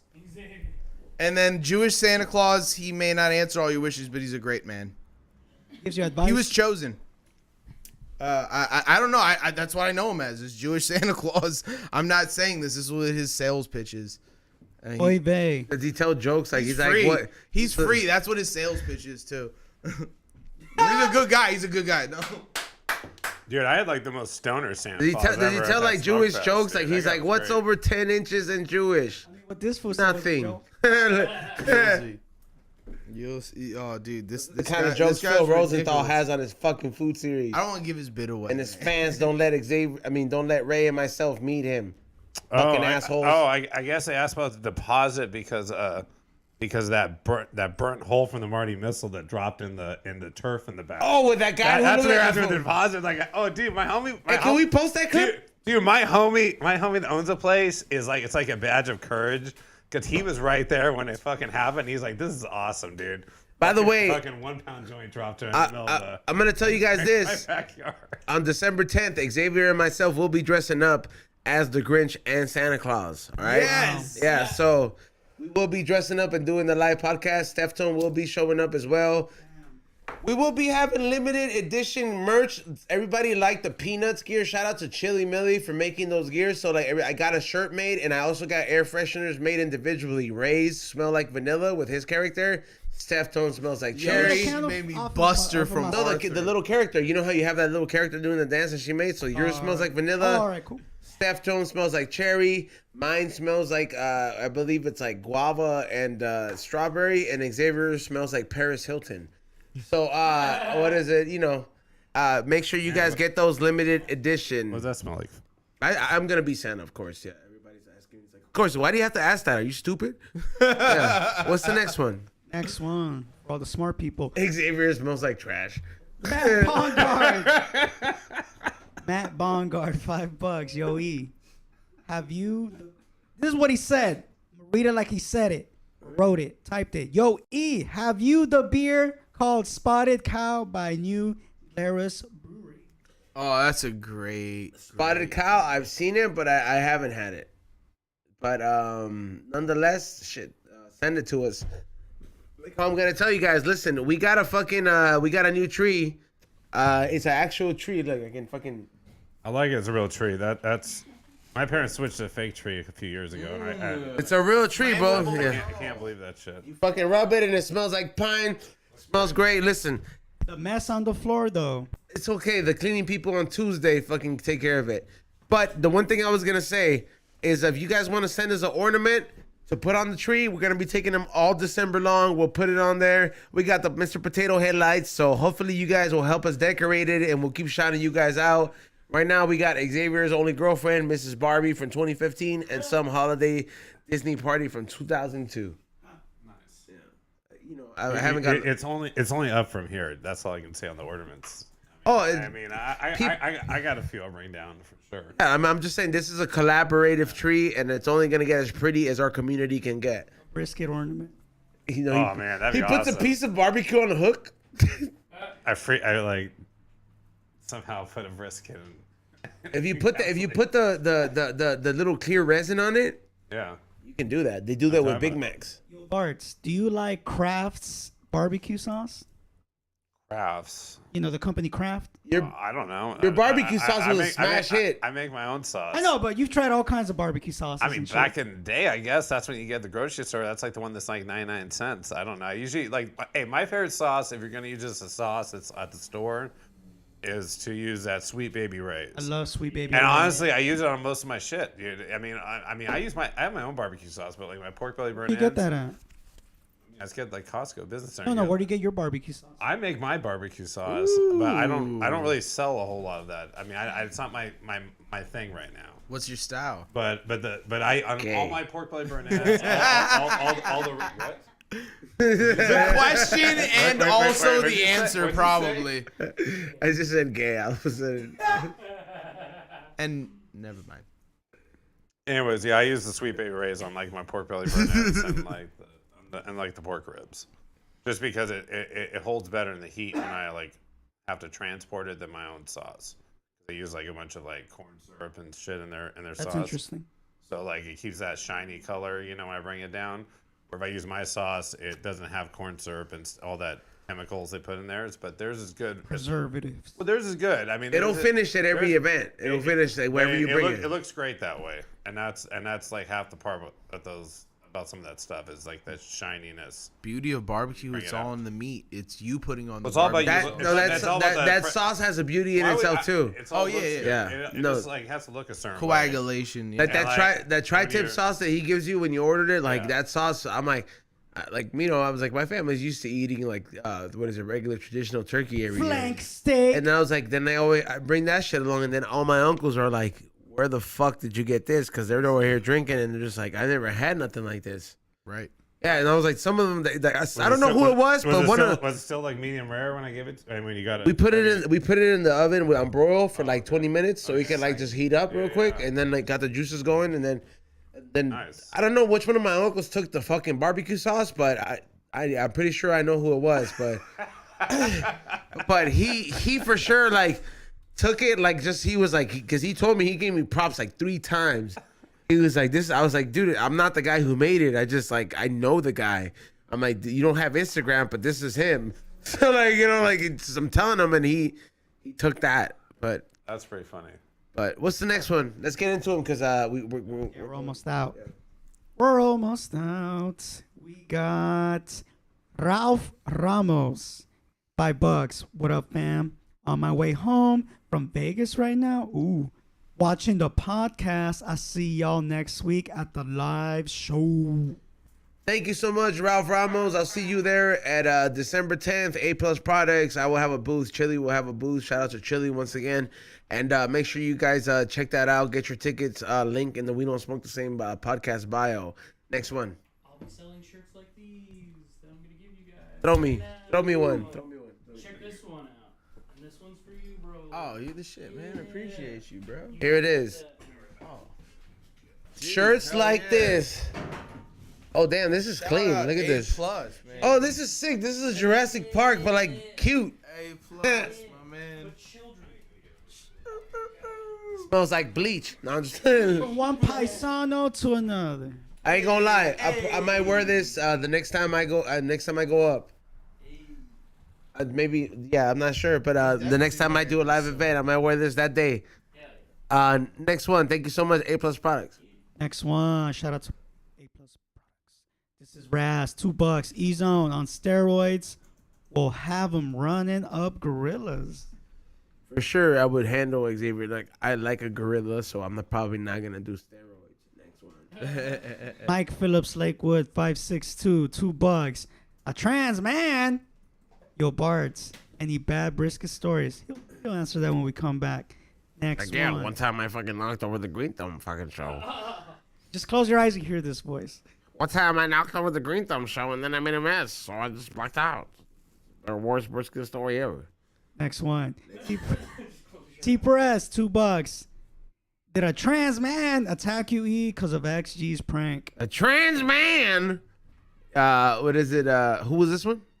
T. Perez. T. Perez. No, it did not. I already told you guys what it was. Xavier is gonna be coming back soon, unless he has another way of ruining that.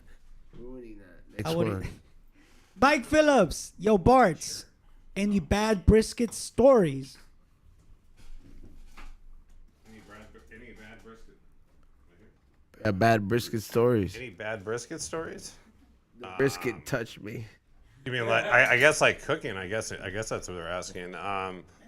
Yeah, every bad brisket every brisket was bad before I learned how to cook them right. You know, that's all I can say. Like once you learned a few things like on how to do certain things, it just like you go from making like this garbage. You know, your friends liked it because it was free, but it was never like they would pay for my food back in the day. It was like eventually at some point it becomes good, but yeah, there's a lot of bad briskets before you make good ones. Oh, I made a lot of bad biscuits. Unless you have someone teaching you, like you're learning off the internet and stuff, like that's how I learned it. But if I would have had someone like me, like teaching myself, or like, because I mean, I do classes. What do you think about microwave briskets, dude? Oh, I don't know about that. You ever seen that shit? I saw that on Google and I lost some my Xavier mind. shit. Yeah, microwave brisket. Microwave a brisket. That's like I'll be honest with you. I barbecued a brisket and I wanted to throw it away when I saw it. I still had to eat it, you know, because I'm not a wasteful person. Give it to a dog. Oh, believe me, my dog ate a good 30%. No microwave briskets here. I don't even know how you. I don't even know how you'd microwave it where you could eat it. You put it on for like 30 minutes. So in your kingdom, Brisket King, would somebody be beheaded if somebody would put a microwave? That'd be Xavier. Well, there's this thing like there's a thing Beatdown Barbecue talks about. It's called boiled ribs, rib boilers, because there's a lot of people out there boil ribs and then they throw barbecue sauce on it. Yeah. And it's like a big joke. So he always has like these things out there where he has these people out there. You find some videos of them boiling ribs. You know, it's like, yeah, don't boil ribs, don't microwave briskets. And don't invite your friends on Thanksgiving and tell them you're gonna feed them, and then don't feed them, Xavier. I was like, by the way, Bill Doltreef, I was like, you're welcome. I was like, I Bill Doltreef got to eat some good Salvadorian food and all this Salvadorian style Thanksgiving on Thanksgiving. Not thanks to Xavier, thanks to me. Fucking asshole. Did he have the El Salvadoran tamales? The decision need to have that. It's fine. But was it like next one optional? Next one, T Press $2. When do we get the rematch? Bartz versus the Curtin. Oh man. Magic Curtin. Exact. You have to be real about that because I'm just hanging out. Hey, you know, hanging on to the curtain. Hey, look, this is proof that Bartz can handle his alcohol now. Right? All I can say was with beer is that day was like one of the worst drinking days I've ever had in my entire life. So, I mean, you know, plain simple. That I mean, no one should drink that you could remember. No one should drink it's on the internet, so. No one should drink a 1 liter bottle of alcohol. And like, Bartz was like, allow me to reintroduce myself. Yeah, I mean that was very bad choices. A lot of bad choices made that day. I've done those. That box is almost gone. Look at that box. Change. What's the next one? I know, dude. We have Anuel coming up on the Green Thumb Show. I don't want to be wasted for that. Joe Sainz, $5. That's how they all sound, dude. $5. Bartz for XG. He earned his old nickname. Put the FA back in XG. I did. It used to be XG, the homie, but now it's X to the FAG. Next one. I'm sorry, X. Christian Peña, $5. What's good, fellas? Much love. Let me find out. This is the Maury episode. Where's Bartz? Tell us this stoner guy is his son. Bro, commas. Punctuation, please. Are you my father? What happened? What did they say? Are you my father? Answer me. I am no one's father. Look me in the eye. I can tell you that. Tell me you're my toilet's father. Hey, look. Nobody's ever looked me in the eye and said they're not my father. I need to know it now. Hey, we're gonna get this father thing over with. Look at me. Oh my God. No. Listen. How rude. Listen to everyone in the chat. I have had a vasectomy when I was 22 years old, and I'm on TRT. There's no way. How old are you? TRT. Right now I'm 45. You could definitely be my dad. I'm not your dad. Trust me. Trust me. I can't trust you now. All right, there's suspicion in the air, guys. Follow the dreamofthe90s.com or, you know, you could go to www.thedrunkenstoner.com. Find out if he's my dad. I'm going to get him going to Maori Shore with me. We're going on Steve fucking Maori. After 22, there's no way. He'll rough you up if you're my dad. There's no children. So if you're older, then don't be a deadbeat dad. If you're older, there, if you're 23 or younger, there's no way I'm your dad. He's definitely not my dad. Okay, my dad's a wonderful man. I'm so sorry. Bartz. I love you, Dad. No, Bartz, I'm sorry too. Bartz, are you Italian? No. Is Bartz an Italian name? No, it's a German name. My dad's German. My last I'm name's Basque. Filipino. I'm like half Basque. It's not even like Lopez. It's super Filipino. It's like by Tagalog. Spain, Iberian Mountains, but no, I'm not. No. Okay. Just not. You got Farfield today? He's like, I don't want to be related to this guy. dude. We're doing. I forgot, dude. I'm doing a pop up today.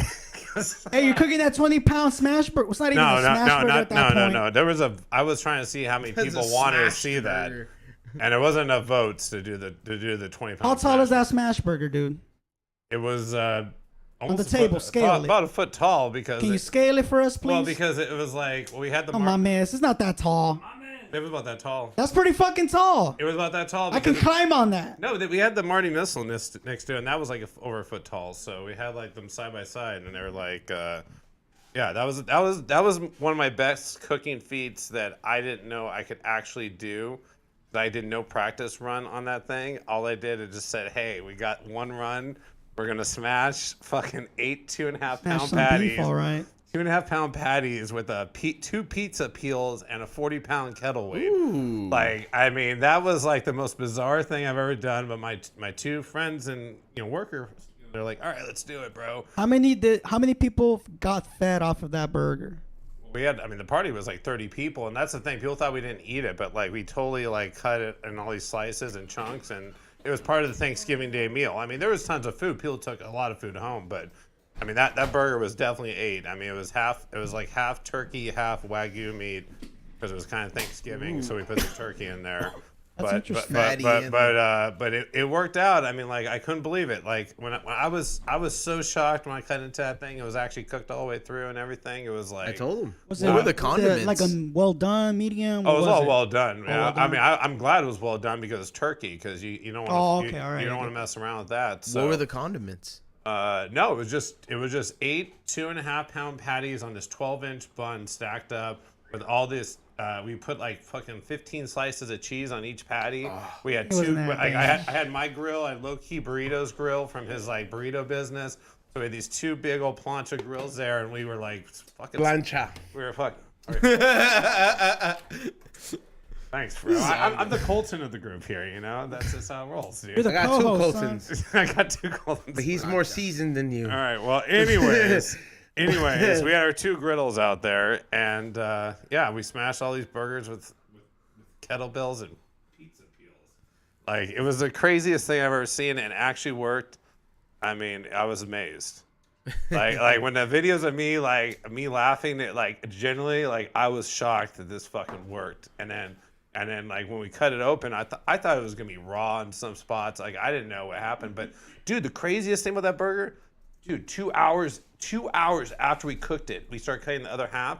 It was still fucking hot in the middle. Juicy. Like it was so much heat in that thing that it was crazy. Like people were like tripping out. We're like cutting it. They're like, oh, it's probably all cold, and we're cutting it. And you cooked it so long, kind of smoked too. Oh, it was that was like the funnest thing I've done in a long time, and I didn't think it was actually going to work, but it did. That's badass. I mean, it was crazy because it was because I was like, dude, I had what kind of buns? Dude, we had 9 film guys there from different organizations, all filming this. Didn't even call Ray once. I know, what the fuck, Not man? once. What the fuck? Next one. I would have been there. Christian Pena, $5. Did you hear of the gay butcher? Oh my Bartz God. fed him sausage through the grinder. Oh. That's a good one. Hey, that was the one after this one. I didn't do that on purpose. Next one, because we gotta go. Yeah. T-Press, $2. We gotta watch Saudi Arabia fuck the shit out of Mexico or vice versa. $2. Italiano looks like the gay truckers from the South. Sorry, dog. Next one, DJ Paz, 345, $10. Salute E-Zone, Ray, Brisket King Bartz, and The Drunken High Food. Thank you, DJ Paz. Thank you for letting us watch free fucking cable on your accounts. I'm running out of, I don't know. Let me know. Roku and we can fucking hook this shit Yeah, up, please. I was like, by the way, whoever wants to send us ornaments or lights, please hit us up because we'll be taking ornaments all December long. Some of you guys already sent them. Some of you guys are creating them. So make sure you guys, hit me up. On the DM? I'll be answering this after that, and I'll be going with Ray to go buy more lights. That's right. You need lights and everything. Next one. Yeah, I mean, but it's a collaborative. It's a community. It's not even December yet. Don't trip, people. Next one. Next one, Ray, $2. Yo, E. So, who's hosting the show again? Me. That's who's hosting Bartz Barbecue. And Xavier is timed out. I don't know if he's going to be back tomorrow, depending on how he behaves. But I'm about to make $1,000 off that fool. Next one. Yo, Bartz, is he on hosting Smokefest 3? He's in 100% Smokefest 3. Yeah, making sure that it's not a biased decision and the girls don't win. Like Smokefest 3 is like going to be a private event. It's not going to be like ticketed. It's going to be like... We got to have a host, though, right? Yeah, but he's going to host for sure. I mean, he's going to be there, I'm assuming. So he'll of course. He'll want to host when all his friends are there. We're all going. So yeah. Some of you guys might get special access, extra. Oh no, they'll be give away tickets. Lomita Bartz. I was fucking give you guys tickets like Mario Lopez, bro. Just imagine a like unlimited beer fest, full of sushi and place. smoking. I tripped. Tommy's like, who said the Mario test? Is it Mario or Mario? Mario. See, Cali Blaze says Cali Blaze is Mario. Yeah, Cali Blaze says Mario. Mario. It's Mario. I gotta talk to Blaze on this one, dog. Next one. You can't. In Sicily, it's Mario. It's end of story. Right. My mom's Maria. Well, Mama Maria. What's the next one? Maria. T Press, maybe the last one. $2. Bartz, how long would it take to smoke a Lizzo? That's pretty fucked up, dude. That's a lot of fat, dude. So I mean, I don't really know what you're gonna end up with in the end. Let's do it. We can do it 5 days. I've smoked 3 pounds. 3 pounds by myself took me 2.5 days by myself. If you guys, I'm saying we could do it. Let's do it. Let's make it a challenge. That's a lot of meat. Patreon, pay us. We'll smoke it. I think a Lizzo would turn into like a little 322 pounds. A little burnt chicken tender in there. Hold on, let me see how much she weighs now, because she was 309 last time Xavier checked. Yeah, it's probably Xavier would be like, give me sorry, tacos. Lizzo. 322 was unfactual. I'm just messing with I think that the problem is. Oh, hold on. Wait. After successfully shedding many pounds, at the present time, she weighs 260 pounds. How you doing? Damn. Wow. Xavier, you gotta suck her clit, bro. Yo, we can smoke that. We can smoke that. That's like a pig. I mean, in this group right now, 3 days. This group right here. I wouldn't touch Lizzo, but all right. This is all. This is August 29th. Last time kind it of was gamey. Yo, that is crazy. She lost a lot of weight. Shout out to her. For her, dog. Yeah, shout out to her. Hardest meat to smoke, Lizzo. Was that the last one? That was the last That one. was my answer. I just found it Maybe out. the toughest meat. All right, let's do the. No, dude, it's a lot of fat content. We want to thank everybody for tuning in today. This is marbling is beautiful. This was a beautiful episode, non-toxic. Get your tickets for December 10th at the Post Pizza. It will be available. What is it? Until tickets remain. Maybe if I need to do more VIP tickets, let me know. I'll update it if you guys are gonna beat those over the general admission. Point is, we need 60 cap. It will be a beautiful time. Hank the Tank will be there. Xavier is supposed to fill up another tank tomorrow to make up for his mistakes. He texted me, so I have proof. So I will be having a tank tomorrow, which will be great. I want to thank the Drunken Stoner and Bartz Barbecue for coming on. Oh, thank you. Appreciate you. Thank you for having us, man. Get your tickets, like I said. Let's Thank you, Dad, for bringing me. Let's announce the winner from the Super Chatters. Drum roll time.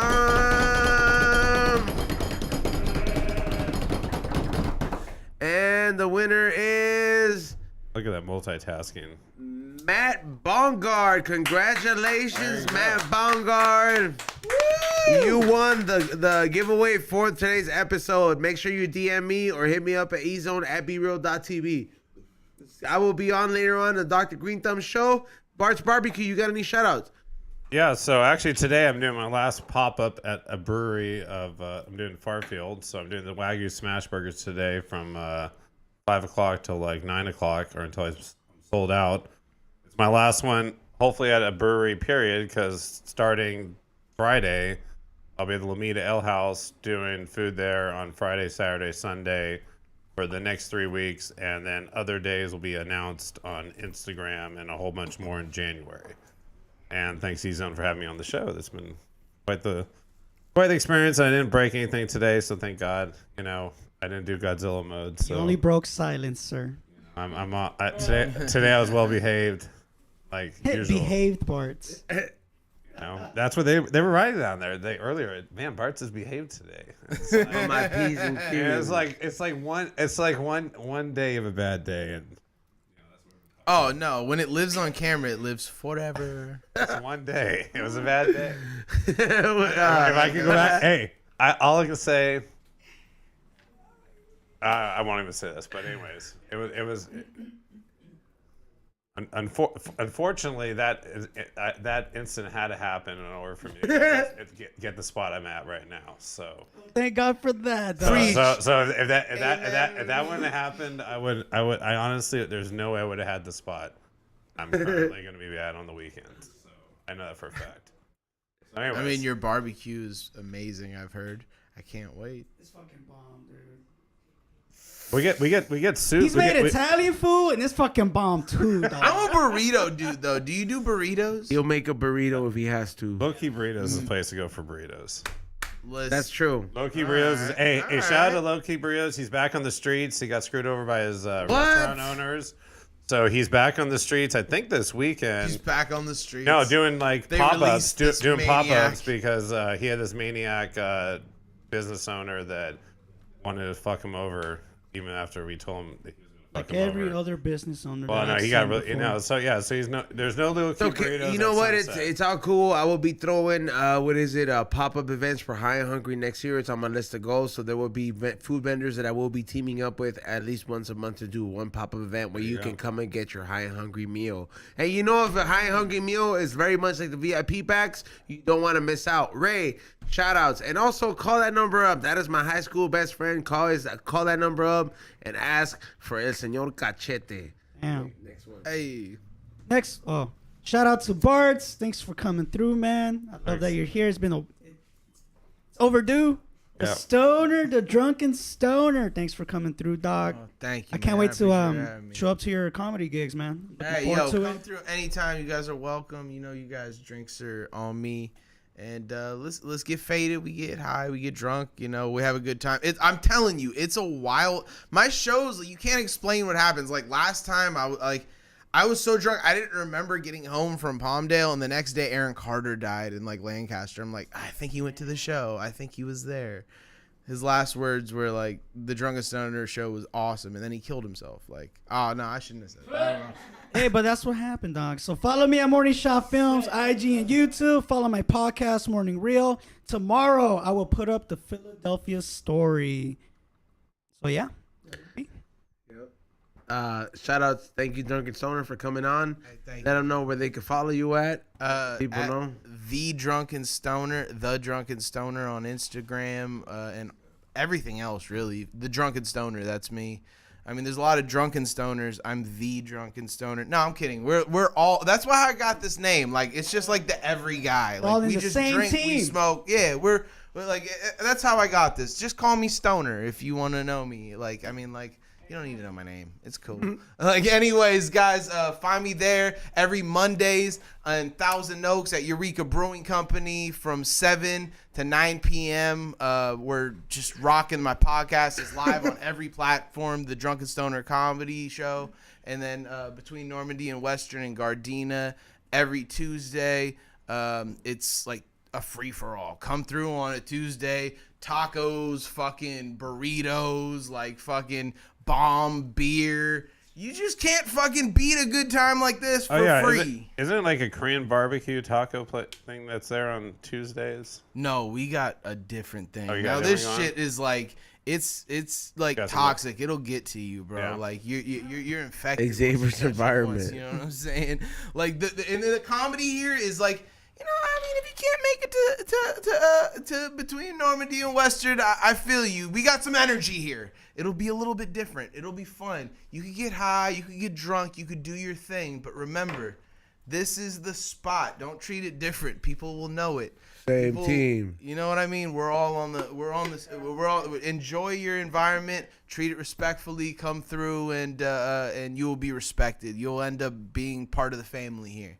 I'm telling you guys. And then www.thedreamofthe90s.com. You can find me there. I got a charity drive going on right now. You could donate blankets, food, not food, sorry, my bad. Clothing. You could just donate to the less fortunate children in the Los Angeles and Ventura County areas. And you could also, on top of that, if you want, you could get some stuff on my website. You can find out my stuff on www.thedrunkenstoner.com. And yeah, I guess that's it, man. I don't know. I'm sounding boring now. I feel like this is getting into a fucking I mean, this is the end of the ride, you know. And also horseradish. Check these fools out. These guys are awesome. Cali Herbs, Los Angeles. Their weed is stupid ridiculous. Oh my God. The dude that fucking runs this makes sure it's quality controlled every time. I got a pound of this. This is just how so fucking secure I am with their weed. I smoke it all the time. Like I'm definitely gonna smoke this on the Dr. Green Thumb show. Yes, yo, this is one Thank you. We also got the Red Line Reserve. Can't go wrong with with that. Thank you so much for coming on once again. I was gonna say once again, get your tickets on the Eventbrite link on the We Don't Smoke the Same Instagram. It's on there. Use code word PIXA, PIXAA, to get a discount. On top of that, go to flavorsbyezone.com. Everybody who purchases these new sweaters, once they upload on later on in the evening, will get hooked up with some of the gifts sponsored by Red Line Reserve. If you know, you know. Aside from that, go to what is it? Like I said, Eventbrite or flavorsbyezone.com. Make sure you guys get your tickets for that time. Congratulations to the winner. Thank you so much for tuning in. Bitch ass Xavier, I hope you enjoyed your time off. You know, and think twice next time you want to act all drunk after fucking a transvestite. What is it? We'll see you guys tomorrow.